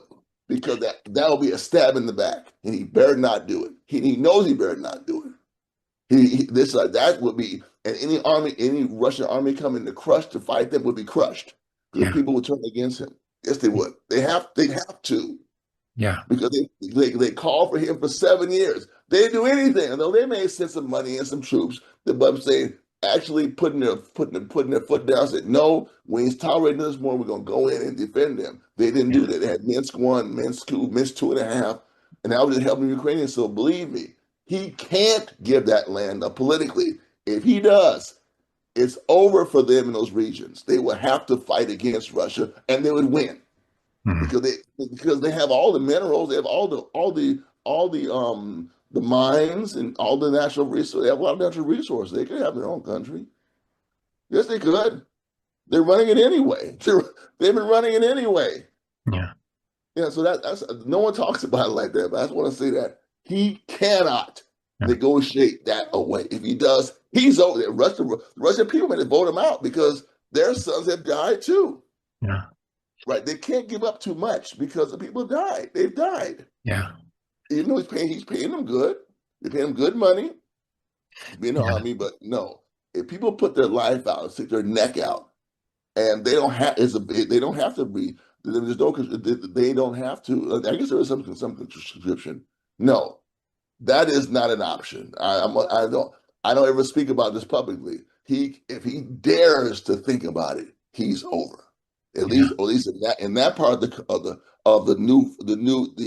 Novorossiya area, they will fight against the Russian government, and they will win because the people will say, "What's going on here? You're stabbing us in the back." Yeah. How could they come under Ukrainian control again? Can you imagine the bloodbath? Yeah. Oh, and in Crimea, it will be a bloodbath. Yeah. And even the Putin elitist government, of Russia, they know that they have no other choice, but to resist because, one, NATO had promised not to expand up to the borders of Russia. They did. In Poland, there are NATO intermediate range missiles with nuclear warheads ready to reach into Moscow. Anytime. And then there's the precedent of, the deal that the Stalin regime made, with the Nazis, which was supposed to forestall invasion of Russia, but didn't. The Ribbentrop-Molotov Pact, in which, Nazi Germany, built up its forces with massive investments, of the European bourgeoisie. And, and it wasn't used against, like Britain and France. No, it was used against Russia. Russia was the target. So Russia knows that they're being targeted. They have no other choice, but to resist at this moment and not allow the Ukraine, to build up its military in order to carry out, a full-scale invasion of Russia itself and breaking it up into subordinate, nationalities, which would be controlled, one after the other, by NATO and the United States. Right, and And that's Europe. what controls it. So it seems like Trump has realized, that they can't get away with this. They've abandoned Europe, to do this on their own.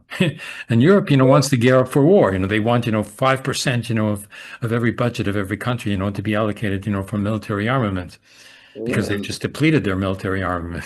But also, Abraham, remember what Boris Johnson said about half a year ago, maybe a year ago, to the European leaders. They said, make your population like the people of the United States. He said this. They don't have good health care. They have very few vacations. So they know what's going on. That Boris Johnson said this. Americans don't know Boris Johnson said it. Wow, I guess we're a bunch of saps. We have no vacations, very, very few vacations, and no sick leave policies. That's how they're able to get away with that 5% thing, by imposing the same austerity on their population that are imposed on America. That's the only way they can get a 5% military, budget, by clawing back the social services, to the general population. Right, exactly. Yeah. Well, let's see what happens, If they want to provoke a social revolution, okay. Yeah, that's fine with me. Yeah. Really? That's fine with me. Okay. Yeah. Great. Okay. Good talk. Okay, so let's get this out, for people to hear. And tell everybody, our viewers, please like and share. Send your comments. Yeah. We need to hear from you. Yeah. So we're getting a fair bit of attention, on platforms such as TikTok and Reddit, and we should get it out onto some other platforms, because on YouTube, we're getting sort of minimal attention, but that's a different generation of people, TikTok and Reddit, are the younger generations that are paying attention to what we have to say here. And what we have to say here is the accumulation of a certain body of experience, between the two of us, we've got about 100 years of experience, to put forward here. Right. And I'm hoping that experience can be useful as future and current activists and revolutionaries step up. Yeah. And there have been revolutions, everybody, where the experience wasn't listened to. It wasn't listened to. I can tell you, in the Black community, a lot of problems could have been eliminated in the Black, not the civil rights movement, the Black movement, if some experience with civil rights had been listened to. It wasn't listened to. Yeah. If you have to listen and learn, it's just smart. Just be smart. That's all. And we've also got not only the years of experience, but we've got the backgrounds of experience from both the Black resistance of the Black Panther Party and all of the struggles that have taken place, since then, like the Black Lives Matter movement for George Floyd, etc. And we have the historical experience of the Jewish Bund, which was, the mass movement of the Jewish working class of Europe that was the first to resist against the fascist encroachments into the Eastern Europe. Okay? And we lost. Okay, we lost most of our members, and the Zionists took over control of the Jewish people. Yeah, we know that. But the example and the legacy of having stopped the fascist, takeover of Europe is enduring and cannot be reversed. That's right. It can't be. Right. Right on. Okay. So here we are, and we continue. Right now. Very good. Okay. Thanking you, Steve. That was Steve Struggle speaking. And this is Dr. Ibrahim Weisfeld, a political scientist, speaking as well. Yeah, there's the experience of that too, So we've got it. This presentation will now end with a video from Dr. Weisfeld's channel, which he first published to his channel on the date of September 30th, 2012. Free Palestine, we must never let you die.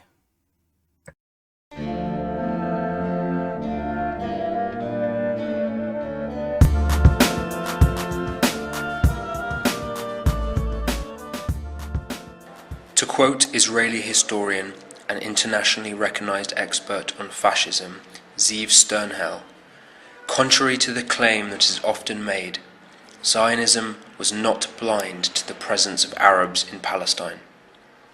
If Zionist intellectuals and leaders ignored the Arab dilemma, it was chiefly because they knew that this problem had no solution within the Zionist way of thinking.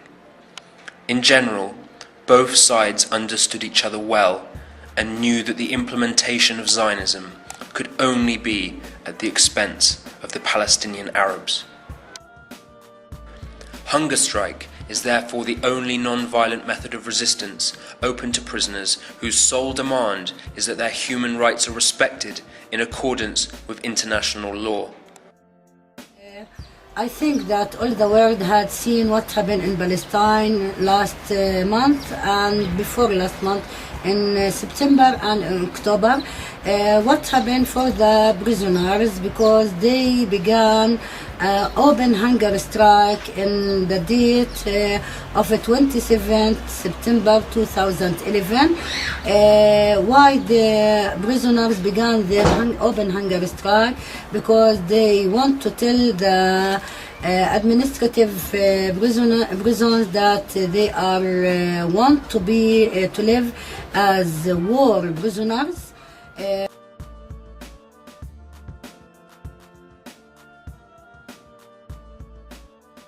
Zionist movement could only choose between two strategic options to achieve its goal of the ethnic cleansing of Palestine. What Benny Morris has labelled the way of South Africa, i.e. the establishment of an apartheid state, with a settler minority lording it over a large, exploited native majority. Or the way of transfer, to create a homogeneous Jewish state, or at the least a state with an overwhelming Jewish majority, by moving or transferring all or most of the Arabs out. In order to accomplish the Zionist agenda, a policy of systematically racist, exploitative, repressive and illegal methods has been utilized by the State of Israel.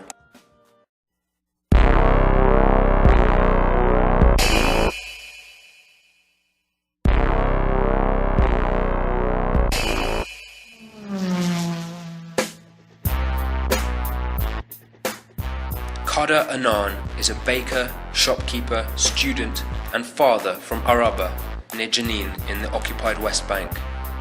He was violently arrested by the Israeli occupying forces in December 2011. He was taken from his home in the middle of the night, during and after which he was subjected to brutal beatings, systematic humiliation and interrogation.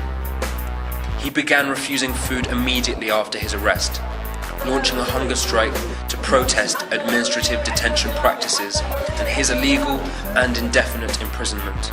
In another well-publicized case, Hannah al-Shalabi spent 2 years in Israeli administrative detention before being freed as part of the Gilad Shalit prisoner swap in 2011. However, she was violently abducted from her home in the occupied West Bank village of Burin and re-arrested in February 2012. Again imprisoned without charge or trial. She began a hunger strike soon after her arrest and went without food for a little over 40 days before being finally offered a deal for her release. The conditions of her release, however, prohibit her from returning to her home for 3 years, in which time she must remain in the occupied Gaza Strip, far from her family, friends, and the familiar surroundings of her childhood. Speak about the prisoner in person, Israeli person, why they refuse to eat anything. You know, we have a big problem for the prisoner inside Israel. Human rights, they send a report about the prisoner.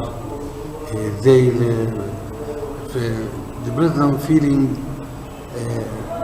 like the policeman do it with him like animals. No justice.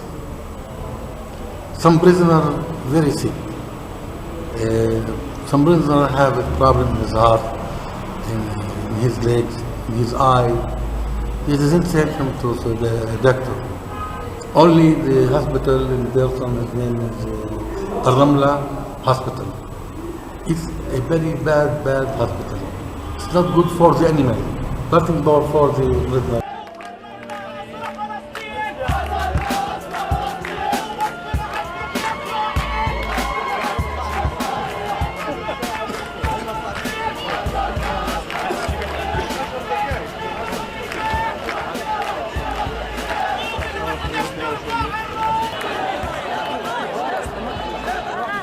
There is no example in history, the first Israeli Prime Minister David Ben-Gurion once accurately stated, that nations open the gates of its country not because of necessity, but because the nation which wants to come in has explained its desire to do it. This succinct narrative framing of the Israeli occupation of Palestine helps us understand the root cause of the problem that this film seeks to address.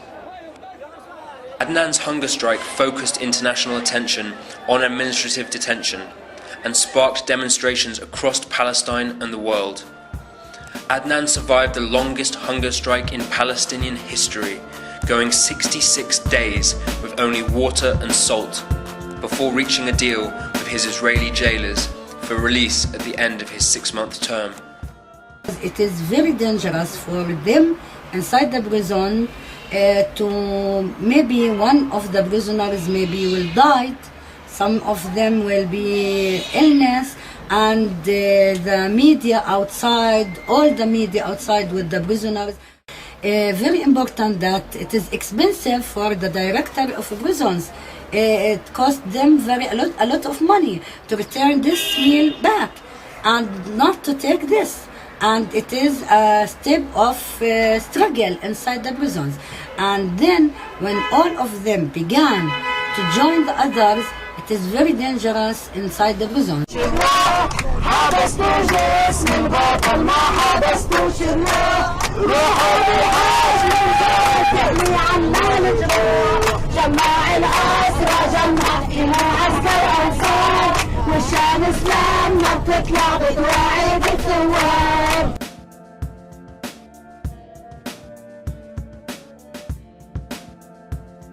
Since 1967, tens of thousands of Palestinians have been held without charge under this unjust and illegal system.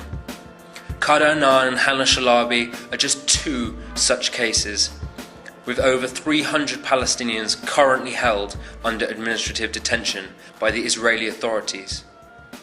Of those currently held, 24 are elected representatives of the Palestinian Legislative Council. One man has been held for over 5 years under this system.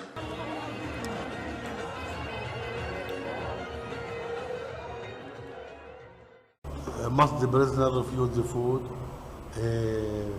because the prisoner want a freedom, want to live in life freedom. The prisoner is not animals, it's humans, and I give him my hands and told him, still refuse the food to take your dream from the Israeli military to live in peace, to leave, to return back to us, to return back to your wife, to your father, to your mother, to your son. So the Israeli director or administration in the prisons know that if the prisoners, the Palestinian prisoners, began and continue more than 10 days, so they will continue. It is dangerous for them that the prisoners will continue there.